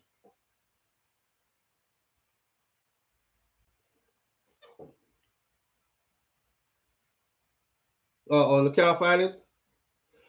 Okay. Just to show you that Cartel is a way more influential person. As a man touch a road, him come out in an orange scarf, right? Wrap up. What happened to the orange scarf out the road? Him there prison himself, where should buck up in her, right? Peanut, Suppligen, this, Clarks, that, straight jeans. We can go way back. Straight jeans and fitting. Everybody gone in a straight jeans and fitting. Clarks, everybody, Zagazao. Nobody not talk and say Zagazao, my friend. I be the one alone says Zagazao. Me never hear nobody says Zagazao yet. Not one Jamaican man me ever talk to and him says Zagazao. I be the alone says Zagazao. So stop. So stop. I true me I talk though. We have to be truthful, right? Okay. Beanie was a king, but his era is gone. Remember, I know, I said it. I said, what to when Beanie Man them did I work with people like the great Janet Jackson, and this wasn't no somebody spliced the rhythm with the two artists them, and one day Jamaican and one day American them recorded. They're on the same video set, shooting the video for the song. They together on stage, they are performing these kind of things. That era gone though. That era is gone. He has a Grammy. Has a Grammy from way back when. Yes, it's a Grammy, regardless of from way back when. You can name, I could go for days off of trends and how Cartel influence the culture. You see, the thing about this is this, right? You have to be able to move the needle of the culture, man. You have to be, Beanie is not moving the needle of the culture. That might be hard for him to accept. Noel Brown, big up yourself. That might be hard for him to accept, but he's not moving the needle of the culture. He's an ambassador to the culture, of course. He represents us well. He's able to travel many places, put on stellar performances, take dancehall reggae music to the world in a good way. We honor him and we appreciate him for that. But you're not the current reigning champion king. Me watch him interview where he said, it was Drink Champ's interview. Y'all go watch it. He said, them asked him about if he is the king of dancehall. Him says, but is Michael Jackson the king of pop? Okay. See, I have an issue with stuff like that. Because we honor these dead people. Yeah. But there are people alive, right? Who need to be honored as well. I look at it like a throne. The throne is empty and somebody needs to sit in it. So who would sit in it? Live on the air with SouFLo. Good morning. Hey, Flo, you were asking and you were waiting on someone to give you on what slang Beenie Man spent in the last day. Yes. Zaga. Zaga Zao. Abini alone said that. No, but No, that me I talk about slang when move where took to the culture change the way how we speak. Abini alone says Zaga. Nobody, me never talk to a Jamaican man yet and hear our woman and hear them say Zaga Zao. It never happened, bro. no, Yeah. being the realist, being it, that's when he said Zaga to him, Bridges, everything to shake your ass. We don't know it. Don't get me that. Don't mix me. So didn't you watch that interview? I watched some of it. I haven't watched the whole interview, but I watched enough to say I can speak on this part. And I can as Beenie Man. Beenie Man said Vance Carter only performed 25 minutes and it is so. Of his own show. How can you do such thing? Right, Mr. That partner. Man, it's crazy. But anyway, big up yourself. All right, manners. Oh, Zaga. No, Zaga. Yo, don't do it. Don't do it. Oh God. Man. Even right now, Cartel come out and say God is the greatest. Just a simple phrase, God is the greatest. Tattoo it on him forehead. Yeah? Say God is the greatest. Everybody run gone with God is the greatest now. What I tell them knows. I'm out. You know what? I was thinking the other day, I started pulling up some of my old videos. There I was at the end of my video saying, I'm out. Peace. And every time I say I'm out, it's just how it sounds, right? I'm out. It sounds like what under my nose is I'm out. Me not claim that I'm the first one that said it. A lot of people were probably saying I am out. But because of how we slang, instead of saying I am out, I will see you tomorrow, good chap, fella. I am out. Instead of saying I am out, we normally say I'm out. But him popularize it, right? Especially adding what I under my nose. I'm out. Everybody has said that now. We can go on and on about how he moves the needle of the culture, fam. And Billy don't have none of that to go on for him. When last Billy put out a song that went 1 million views in 2 days?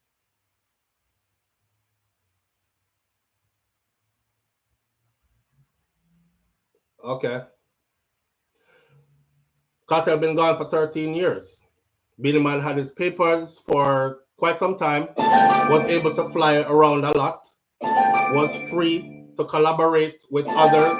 What are the big collaborations that mash up the charts that he had?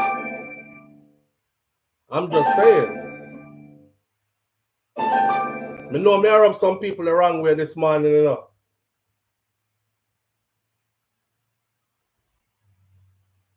I know I'm rubbing some people the wrong way this morning, because one thing about us is when we like our favorite artists, you better not say nothing. And there are strong Beenie Man supporters out there who are like, I don't like Cartel, I beat him, say. But hey man, if you can argue away the points that I'm making, then I'll believe you. But if you can't argue with the points then when me I make, then we can't work with what you have to say. SouFLo, you're biased because you are distract your audience. True vibes lose. Omar, and me not responsible for your level of intelligence, bro. If your level of intelligence is low, that's your business. You have to go work on it. The man didn't lose. If him lose, Shensia lose. if him lose, everybody else who was in the category, did y'all know that it was 50 something submissions that were made in the reggae category at the Grammys? The final 4 or 5 came down, like I saw them the day before or the day of the Grammys, right? So if him lose, the other 40 something people them lose to, right? Show me who did 13 years in prison, beat that murder charge, come home, put on a concert like Freedom Street at that magnitude, ram jam pack the place like that in a Jamaica, dignitaries and all A-list entertainers present, private jets from here, there, and everywhere. When I'm done with that now, secure a US visa, fly out, land back in the US, a place where they said nobody who is associated with Vybz Kartel will be getting a US visa anytime soon. Kartel himself turned up on the red carpet at the Grammys. Lose where? Distract who with what? You know you're scared because my line open and you won't call in. When may I distract the people in both? I need somebody to counteract what I just said. Tell me the song in 13 years that Kartel was gone, that Beenie Man put out, that topped the charts, that was hot, or that got 1 million views in, say, 2 days. Show me his big collaborations that topped the charts. Show me, tell me him slang them when put out.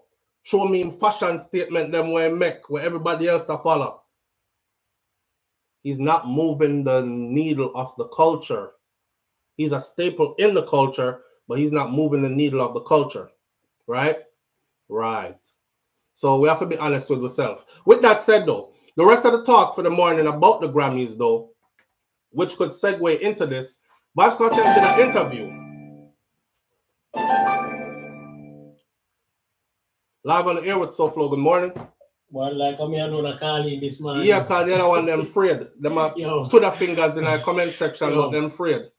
And one song me can think about the beat job where hot for a couple days, you know, and that guy in a COVID time, isn't it? Yeah, remember that song there, no? That's the only song me can remember right now, brother. To tell you the truth. Remember when the police they walk on and said them shut down the thing? And them said, do you want to be that guy? You don't want to be that guy. That? Yeah, that's the only song we make after that. Yeah. Right. Yeah. That's the only song me can remember right now. We did hot for a couple of days. And you see, me can't remember that more, to be honest with you. Same. All right, bro. All right. So a true way of talk. No business when nobody wants someone. You can't go nyam up your finger them and nyam off your feelings, but the truth is the truth. And that's why you can't call in to say anything against what I'm saying. I always been this kind of person. Remember, I know I am not on anybody's platform, as in nobody don't have a battery in my back. I'm not signed to any corporate entities. Do this all by myself. So I say what I want to say. And I always try to keep it 100% real and truly honest. I give credit where credit is due, but me not give nobody credit when they don't deserve. You understand? So it's not Beanie time. Beanie's not the reigning king of dancehall right now. Vybz Kartel is, and everybody knows that. Bounty Killer the Great knows that. I've even said it over the years. I said, if anybody is deserving of king of the dancehall, it probably would be Bounty Killer. But Bounty Killer is in a whole different lane by himself to me. So when we talk about who is king and who is not, I don't even mention Bounty Killer name. Because Bounty Killer created so many kings. That's why I started out asking y'all, and that was my gripe with people like Sean Paul, Mr. Vegas, Beenie Man, them people there, them three names there, big as hell on earth, whether it was yesterday or today. But where's the school of youths that they brought to the game and turned into millionaires that are at the forefront of the game? Where? That is why Bounty Killer sits where he sits. Let me tell you, I have so much respect for Bounty Killer that sometimes I hear Bounty Killer say some stuff where I completely don't agree with. Me just don't pay it no mind. I don't even come speak on it and be like, me don't agree with that. That's a foolishness what I say. Me just act like me never hear him say it. That's how tall his respect is. When you can change lives and put people in positions to where they can actually feed them family and friends around them and sustain themselves for generations to come, you are super great. You're not even supposed to then the little talk down here about who are king and who are not king and this and that and other. So I honor Bounty Killer by not even putting him name in that. But since Beanie want put himself in the king thing, me ask these questions. See? And I say we sit down by your name like back pocket rag in a king. It's just saying when we say king, it means you have been a king. It don't mean you're a reigning king now. See? But you're and another thing. What is up with these famous people telling people about don't talk about them? You're famous. It comes with the territory. If you don't want nobody to talk about you, stop going on social media. Stop saying controversial things. Stop doing these interviews. What you're trying to tell people is you're allowed to say whatever you want to say and nobody should respond. I'll give you a secret, which I know you know. If them stop talking about you, you truly won't exist no more. So, Beanie, love we make a chat about you, man. Well, for us who still do it with some level of respect. I understand sometimes when you have to protect your brand, and I understand sometimes when you have to curb and check the disrespect. I don't have no problem with that. I'm not one of those people, though, right? Me not do no disrespecting. People, children, and family members are off limits to me. Because I don't want nobody F with mine, so I don't do that. We just talk strictly in the lane, yeah, where we're there, and without disrespect. We just do factual thing. When I ask you to give me this, point out that, and you can't do it, my point is made. All right. The goat, Bounty that used to not like him, long story, but he has grown over the years, so him get back my respect. But I like to say how Bounty and Cartel get visa at the same time and forward back in the US and Popcorn right there so with them. That would have been something spectacular. That would be something spectacular. I see somebody say yesterday, go check on Lisa Hype because it looked like she's losing her shite again. I don't know what that's about, but you can check and tell me. Live on the air with SouFLo. Good morning. Good morning, SouFLo. Good morning, family. How you Sure. doing? Well done. Listen, when I know me hear you just saying that you just listen to some of the Joint Champs. Yes, I haven't watched the whole thing. But there's a point where Beenie Man actually admit that Vybz Kartel is the #1 dancehall artist. And then he went in and said he's the best recording dancehall artist. He was trying to separate him from live performing dancehall artists. So, but he did give him respect. That's how I want to tell you. Yeah. but he's not the king himself. He said if you come for the king will kill you. I mean, to be honest, talking about the king of dancehall is a little bit ridiculous because being a man that's old news, you know what I'm saying? Saying. And everybody knows that Vybz Kartel. He shift the culture, he shift the dynamics. Absolutely. Just the impact. There's just so much that Vybz Kartel brought to the table. But Vybz Kartel was actually the king of dancehall before he got arrested. Right. So, absolutely. I mean, talking about it is a little redundant because everybody already know. Absolutely. You know what I'm saying? So. All right, bro. All right, respect. Manners. All right, so boom. The last part of our argument this morning now. Two parts. One, the Grammys, the Marleys, that soundtrack to the movie. You know, I watched the movie. I did a review here. I said the movie was super spectacular. Everybody should go support it, blah, blah, blah. When I know something is a big Bob Marley fan. Like, me had a big AC. Like, there's no Bob Marley song, none Bob Marley song that you could sing unless it was unreleased that I can't finish the words to that song. And we can do it straight off the top of my head. That's to show you.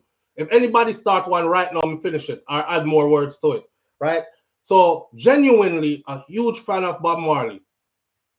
When I went to go listen to the soundtrack, because I watched the movie, but I didn't listen to the soundtrack album. When we went to go listen to the soundtrack album this morning, I said to myself, say, but I the same Bob Marley song them here though. So, in a sense, you know, a Bob Marley win the Grammy, you know. Yeah. A Bob Marley win the Grammy because No, they chose to give it to him and he won. You know, we're used to seeing like his sons, right? Junior Gang pick up a Grammy, Stephen Marley pick up a Grammy, Ziggy Marley pick up a Grammy, so on and so forth. And people are saying stuff like, boy, once the Marley them in there, say the Marley them, and them are go win the Grammy, cause him son them. But if you listen to that Rotted album, is Bob Bob Grammy that, because those are all Bob's songs, and they're not, none of them is a new song where you can say never heard this one before. Now, with that said, Bob Marley never get a Grammy in his life, right? So this is beyond the grave kind of Grammy. This is how I look at it. But I feel like it's full time that the culture is recognized and respected in a different way. But then this can get complicated. Me and my wife did a talk about this last night. Like, okay, we're saying reggae is here and dancehall is here. So why them bunch reggae and dancehall together and have one award for it? But if you notice, dancehall artists them be doing reggae too, right? Like, big example, Chronic Law.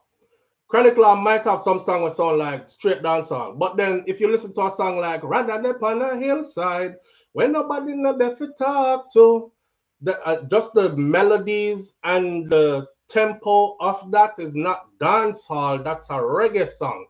So when a dancehall artist make an album that is reggae and dancehall, and that album gets submitted for a Grammy, where would they put it? In what category would they put it? Because now you're just giving me a body of work that has 4 dancehall songs and 4 reggae by reggae standards. Tempo down, slow, singing whole heap of harmonies, melodies, kind of thing. Where do we put it? So on one hand, we want it to be differentiated, but on another hand, it would probably cause more confusion. So that have to go sort out. And I'm not claiming to have the answer to how that should be sorted out, but that has to be sorted out, right? Because I'm absolutely sure if reggae was given away last night, Grammy, and then dancehall was given away Grammy last night, Cartel would have picked up a Grammy last night for dancehall.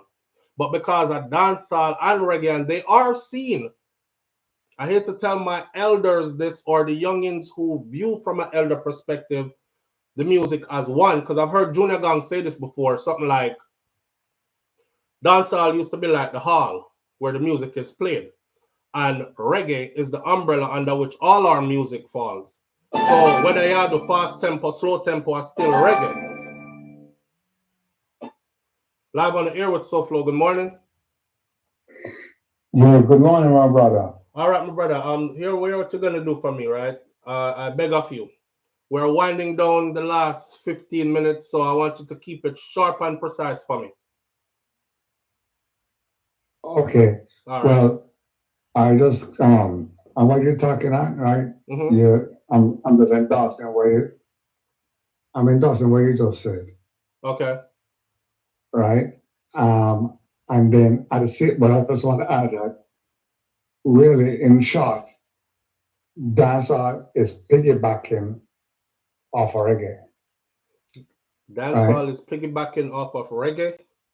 Right, meaning that, remember, dancehall is coming from reggae. Okay. Right. So until dancehall really cement itself, I think we just it has have to deal with this. I think it has right? though. I think it has though. May I say it 4 more times? I think it has though. Dancehall cemented itself from back in Dembo. Y'all on that table, me say that shit. Grammy, Shabba ranking. Back then, off of but Dembo rhythm come a whole genre out of the Latin community, etc. I think dancehall solidified itself from way back then and has been standing on its own 2 feet ever since. See what I'm saying?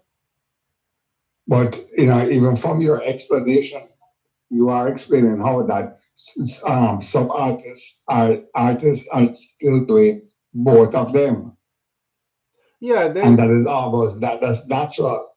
right, right. So, but I wouldn't use the word piggybacking off of. I would just say it's in them culturally. Well, forget about piggybacking, but Mm, just as I said, most of the artists are doing it's like they can't get away from it.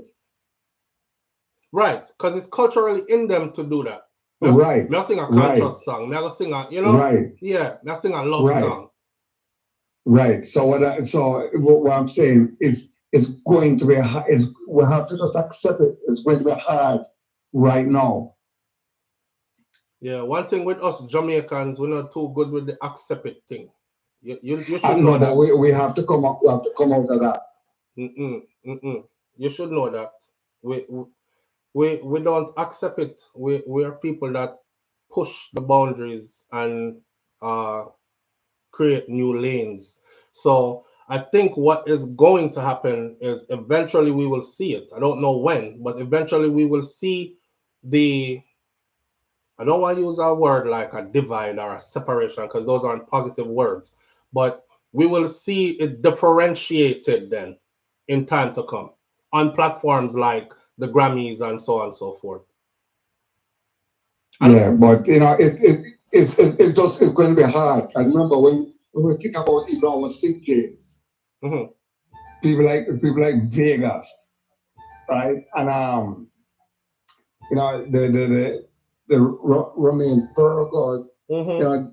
I mean, it's going to be hard. It's going to be hard to It is. I separate it. agree with you. It's gonna be hard. It's gonna be hard for sure. Even a person like a Right, Vibes Cartel, if you listen to Vibes Cartel's album, just go for right, the album that went up for the Grammy. Like my favorite song yes, on that album that went up for the Grammy was Pale Blue Dot. Pale Blue right, Dot is yeah, borderline reggae type. Okay, it's danceable. Uh, but he has other songs on there. But you have more hardcore like dancehall versus reggae on the same album. yes. So my And question is the Grammys wouldn't know what to do with it if there are two different lanes. Like how do I put an album that has both on it in one or the other? okay, Right. So I, right. I agree But with you. It's going to be hard. right. And the other thing that I want to point out to you is that the Bob Marley songs Hmm. they were done by other artists, Yes, but it's still inclusive of Chef, including inclusive of Shensia. Chef. Yes, but Right, and they're still Bob Marley right. songs though. Yeah, And they yeah. and they But didn't they didn't do them differently. yes, Them still do them the same way. exactly. It was as if Right. they So said, "Don't touch Bob's song and turn it into your own version. Sing the man's song exactly how they want it sing, just in your voice." And then that was it. right. Right. So this proves to us Mm-hmm. the us as musicians, we are to make great songs. Yes, I will agree with that because the great songs will stand the test of time. I will agree with that. But Exactly. yeah, true that, absolutely true that. The other thing Right. that we're going to have to, the other thing we're going to have to grapple with and accept, and if we don't mean to say accept, but is that there is a one Bob Marley in probably every 1,000 years. Exactly. Yeah, Exactly. yeah, Exactly. or probably It's never just again, it's just what it or is, one in every million right? years. Yeah, yeah, And it's just what it is. yeah. And what is also amazing too, and we cannot ignore the fact that he died at age 36, Yes, and he left those kids yes, who are still children, and they have followed him. and have maintained that Absolutely, legacy, absolutely, absolutely. right? Yeah, So let us not try and just push that legacy away, yeah. right? Yeah, no, not at all. And it is a standard that Yes. no other music genre has. Mhm. That is what Bob Marley has done, Right. And I agree. right? I absolutely agree. And that is what we as people must appreciate. So I want you with your platform Mhm. to lead our Jamaican society in that direction, to think like that. Yeah, man, I've always Right. done that though. And we can have much better music than the whole heap of foolishness that we have out there. Okay, so my thing about that is this. I don't believe art should be censored, and I believe there's a market for everything. So I don't think that it's my place to say what artist should sing what. I think the people, though, who are responsible for putting out music that they push to the forefront should have a balance. Right. Right. No, you're right. Hey, for example, you see this guy Jabal? You see Jabal? Mm-hmm. Jabal, the dance man. Yes. Okay. For me, right now, I think he has one of the best vocals as a DJ right now. Right? And of course, and that is and how he delivers. Okay. Right? But what I find that the problem is right now, he just needs that good content that can go on the international markets. Okay. And me, Right? I'm not looking at it like this. This is how I'm looking at it. He's in his lane doing his thing. I'll gravitate more towards an artist that's doing more like where I see it going. Like everybody is gonna come and do their thing. I don't feel the need to help to steer anybody in any direction. If one man want come sing about dung in your throat, a dung in your throat, girl, that's his thing. And then another one come over here and sing about upliftment and intelligence and ray. That's his thing. I'll probably gravitate more towards the other one, but I might have my times where I'm super excited about the dung in your throat one. So again, a balance. No, I understand, but I want you to understand what I'm trying to say. I got you. I understand what you're saying. Right? In other words, I want to say from say your point. All right, wrap it up for me, brother. Right? Yeah. All right. That's it. All right. Manners and respect. All right. All right. Let's roll. All right. Somebody said SouFLo when him hang up, block the number. My ribs are hurt me from all the sneezing and when him hang up, block the number. Yo, Jamaican people are something else, All right, check it. It's 9:55. Okay, so boom, we're going past the part there. Watch this, right? The Bob Marley soundtrack won. I really wanted Vybz Kartel to win. I even said this. If Vybz Kartel did not win and Shenseea won, I would have been happy because, I don't know if I did captivated by Shensea's dress. She reeked of elegance on the carpet last night at the awards. Yeah, I'm not talking about she and her body, how it's shaped, and none of that. I'm talking about how she presented herself last night. Super poised, well spoken, very respectful. She looked like somebody that commanded respect, and she was doing that on our behalf last night on a carpet like that. And that outfit, I don't know who designed that dress there. That designer there needs some more big up and some more money and some more fame. That's what I'm going to say about that. So I was like this. If Cartel don't win it, I wouldn't mind if Shenseea did win it. Now, here's the thing. I never listened to Shenseea album. So I couldn't even say. And the reason is I heard 1 and 2 songs off of it. And I thought to myself, I'm a guy. So I'm not into the whole I'm dating 2 men at the same time and hit and run. You think you could not get in on my feelings? Just the idea of women talking about hit and run. Yeah, it's like encouraging a girl to go get run through because you ain't really hitting nothing. You get hit, whether you want to accept it that way or not. But Either way, I'm just never. I'm not into.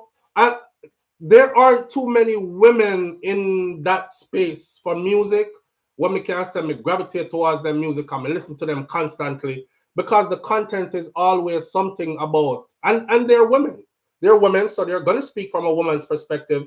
It just doesn't resonate with me because I'm not a woman, so we can't relate from a woman's perspective. Maybe they should make more songs that are more broader, where everybody could relate to.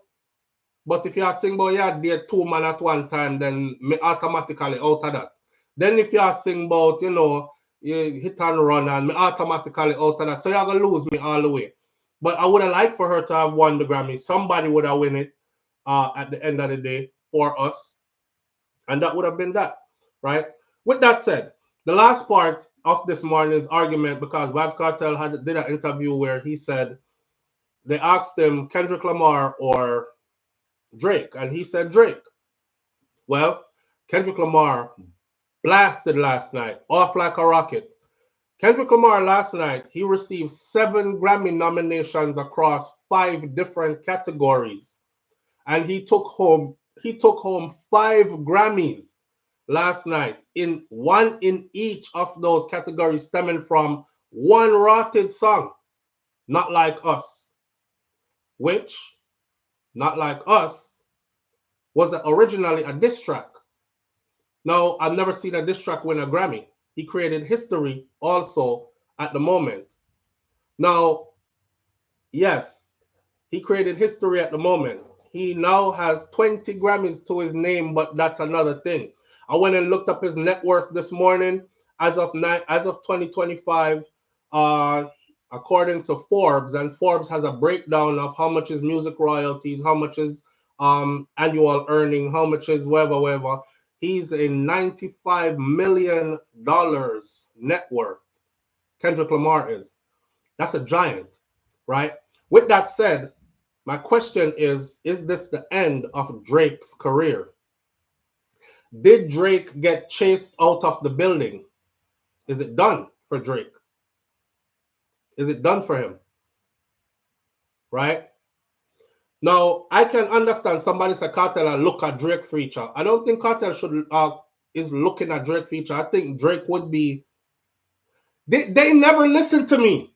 They never listen to me. Listen, let me talk beer, cause me not beg no friend from none of them, so me just start playing. Okay, here we go. If I were Drake, after the ass whooping I got from Kendrick Lamar, right, that put you in silence. This is the first summer I've ever seen Drake go silent. And he has not resurrected since. Pay attention. If I was Drake, I would have flew down to Jamaica. When Vybz Kartel was having that concert, I would have been that guy, that guest that came out of Canada or wherever. I would have made sure I was on that stage.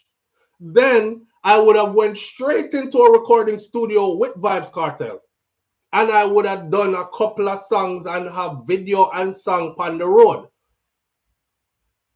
That would have helped him tremendously. Only now Sister Drake disappeared. Y'all ain't seen it? He disappeared. Kendrick literally whooped him into submission and chased him out the game, if you want to look at it that way.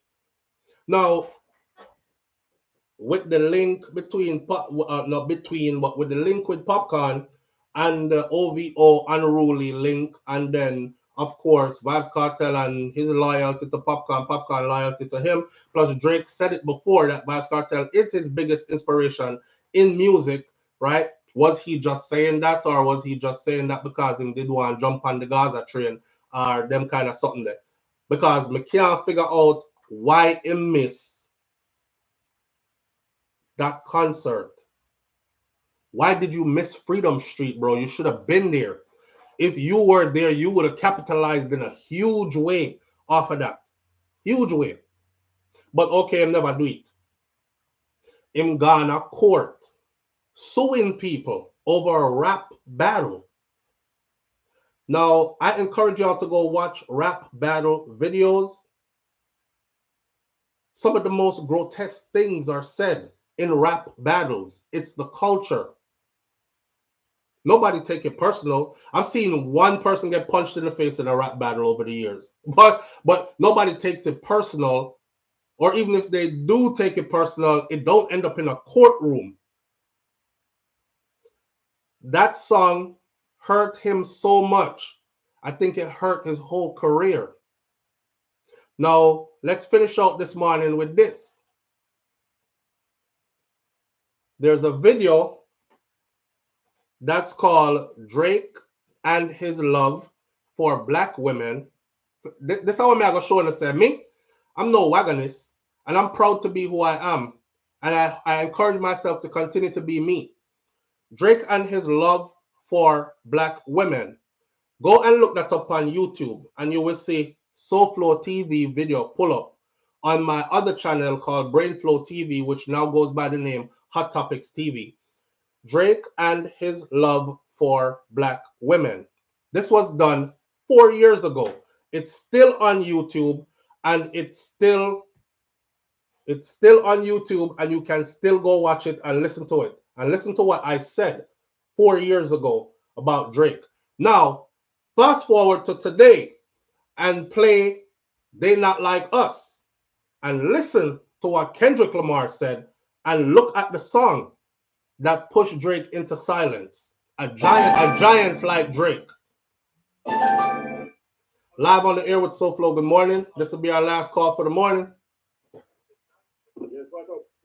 Oh God, man, I can't hear you. You can't be the last call then. Hold on. Hello? You have to go take away off a speaker, Bluetooth, and whatever else. These things. I'm landline with the bad man. All right then. Talk to him. You sound loud now. Talk to him. Yeah, man. Little controversy between Beanie and Cartel and them things, man. I think that's only for trivia. I think if you don't, they go them thing that year, sir. You know, bigger than that. We're past that already, man.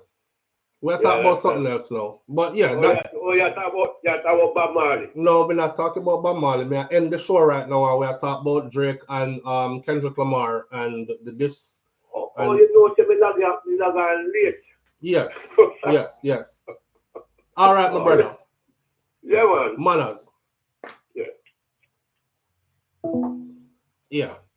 All right. So we finishing up. We don't care about who for father Jamaican or who for mother is this and that and the other. Let me finish like this. It killed Drake, not because Kendrick said in the song that he is a pedophile, even though that's a very strong part of the song, where but he also, most of the song was about him being a culture vulture. Most of the song was about him using certain people to get certain things that he needed in order to, and that he's not true to the art, and he's not true to the art form, and he's not true to the culture, right? Now, if you go watch my video that's titled Drake and His Love for Black Women, 4 years ago I said, Drake got a son. Look at who he has a son with. I don't have anything against who he has a son with, but Black women are a staple in his life. Like Instagram models, you know, be big booty, this, that, and the other. But when it was time to reproduce, wasn't none of those Black women around. All the Black women them where you ride off over the years, you made sure that your sperm did not hit the womb of one of those Black women. You made sure that it was somebody else, right? I said the same thing years ago about even Eminem in Black culture. I said he's the biggest hip-hop selling artist, rap artist. He gives a lot to the community though. But when it was time for him to reproduce, wife up somebody, have picnic and all that, there wasn't no Black women around. Made sure he went back to somebody who looked just like him, right? So I said, Drake don't really have that kind of love for Black women like that. Because there's a million Black women out here who would have probably licked his feet, even though 99.9% of them probably ain't shit good. But he could have found he at his level in the game, he has access to decent black women. He has access. I'm not saying decent black women are done as a way whole heap of money and status, you know. But at his level in the game, him could have find some reputable black woman who have something to go on for herself or whatever, and fell in love and said, I admire and love in the culture and the women and the skin tone and the this and the that. And this is who I'm building my future with and beautiful children and all that. Nope. And I spoke that 4 years ago, and the video is still here. And a lot of people came on that video and said a bunch of BS, and Kendrick Lamar came back and said all he said in They Not Like Us and took home 5 friggin' Grammys. So go check my video so you know I've been on that before Kendrick Lamar. All right. With that said, here we go. Island Gal Riri thinks the baby is an accident. Yeah, right. My ass. Baby is an accident, my ass. If you want to believe that. If you want to believe that. But that's the thing about us though. You know what I mean? The light skin, wavy hair, mixed breed looking, always get a different kind of love and respect kind of thing. And they don't have to do too much or nothing and all that. Not taking away anything from Drake credit, as far as talent wise, but the level I'm talking about right now is run after people who now run after you. We known for doing that. You know what I mean? Loving who don't really love you. We known for doing that. They know how to use you though to make their platform look authentic. And I hate to call this name right here, but me I do it anyway. It's just like Ras Moko with the channel. Yeah, you see how the white boy come from foreign, fly down to Jamaica, take Ras Moko, and then Ras Moko was the one that made that channel authentic. Everybody wanted to tune in to see this dark-skinned, tall Rastaman with these long dreadlocks, with talk how him talk and burn some herb and him move slow and him cook you all kind of thing and carry you through the bush and show you said this herb is for this and that herb is for that. And yes, man, come up, we go down at the river, go swim and stuff, right? And then you see once they got a footing in the game and the channel up and running and how much the hundreds of thousands or million subscribers. Oh, him said something about me when I never like relationship done. But I'm gonna keep the name of the channel and keep the channel going anyways and keep on capitalizing off of what act like y'all act like on the blind. Me I left on the right as of this morning. We'll pick up tomorrow morning right here where we left off. Manners and respect to each and every one of you. I appreciate you greatly. Thank you for being here. If you don't have your membership, go get it. Those who do have it, their names will show up in green tomorrow morning, and tomorrow morning will be for them and for them only. You can watch from the outside, but you won't be able to comment in the chat like you are today. All right. Have a wonderful day. Big up on yourself. And remember, like I said about Vybz Kartel, he never lose nothing. He won big just to be able to get that U.S. visa, step foot on U.S. soil. Not just to step foot on U.S. soil, because it's not like him lock up in some hotel down one part where nobody know. Fully fresh to death with his woman beside him on the red carpet of the Grammys. Enough said. We'll talk more tomorrow morning, right, Tessa? Like my granny said, Miss Ruby said, be good. If you can't be good, be careful. And like our husband, Mas Cleve, my grandfather said, I will see you tomorrow if God spare my life. I'm out. Peace.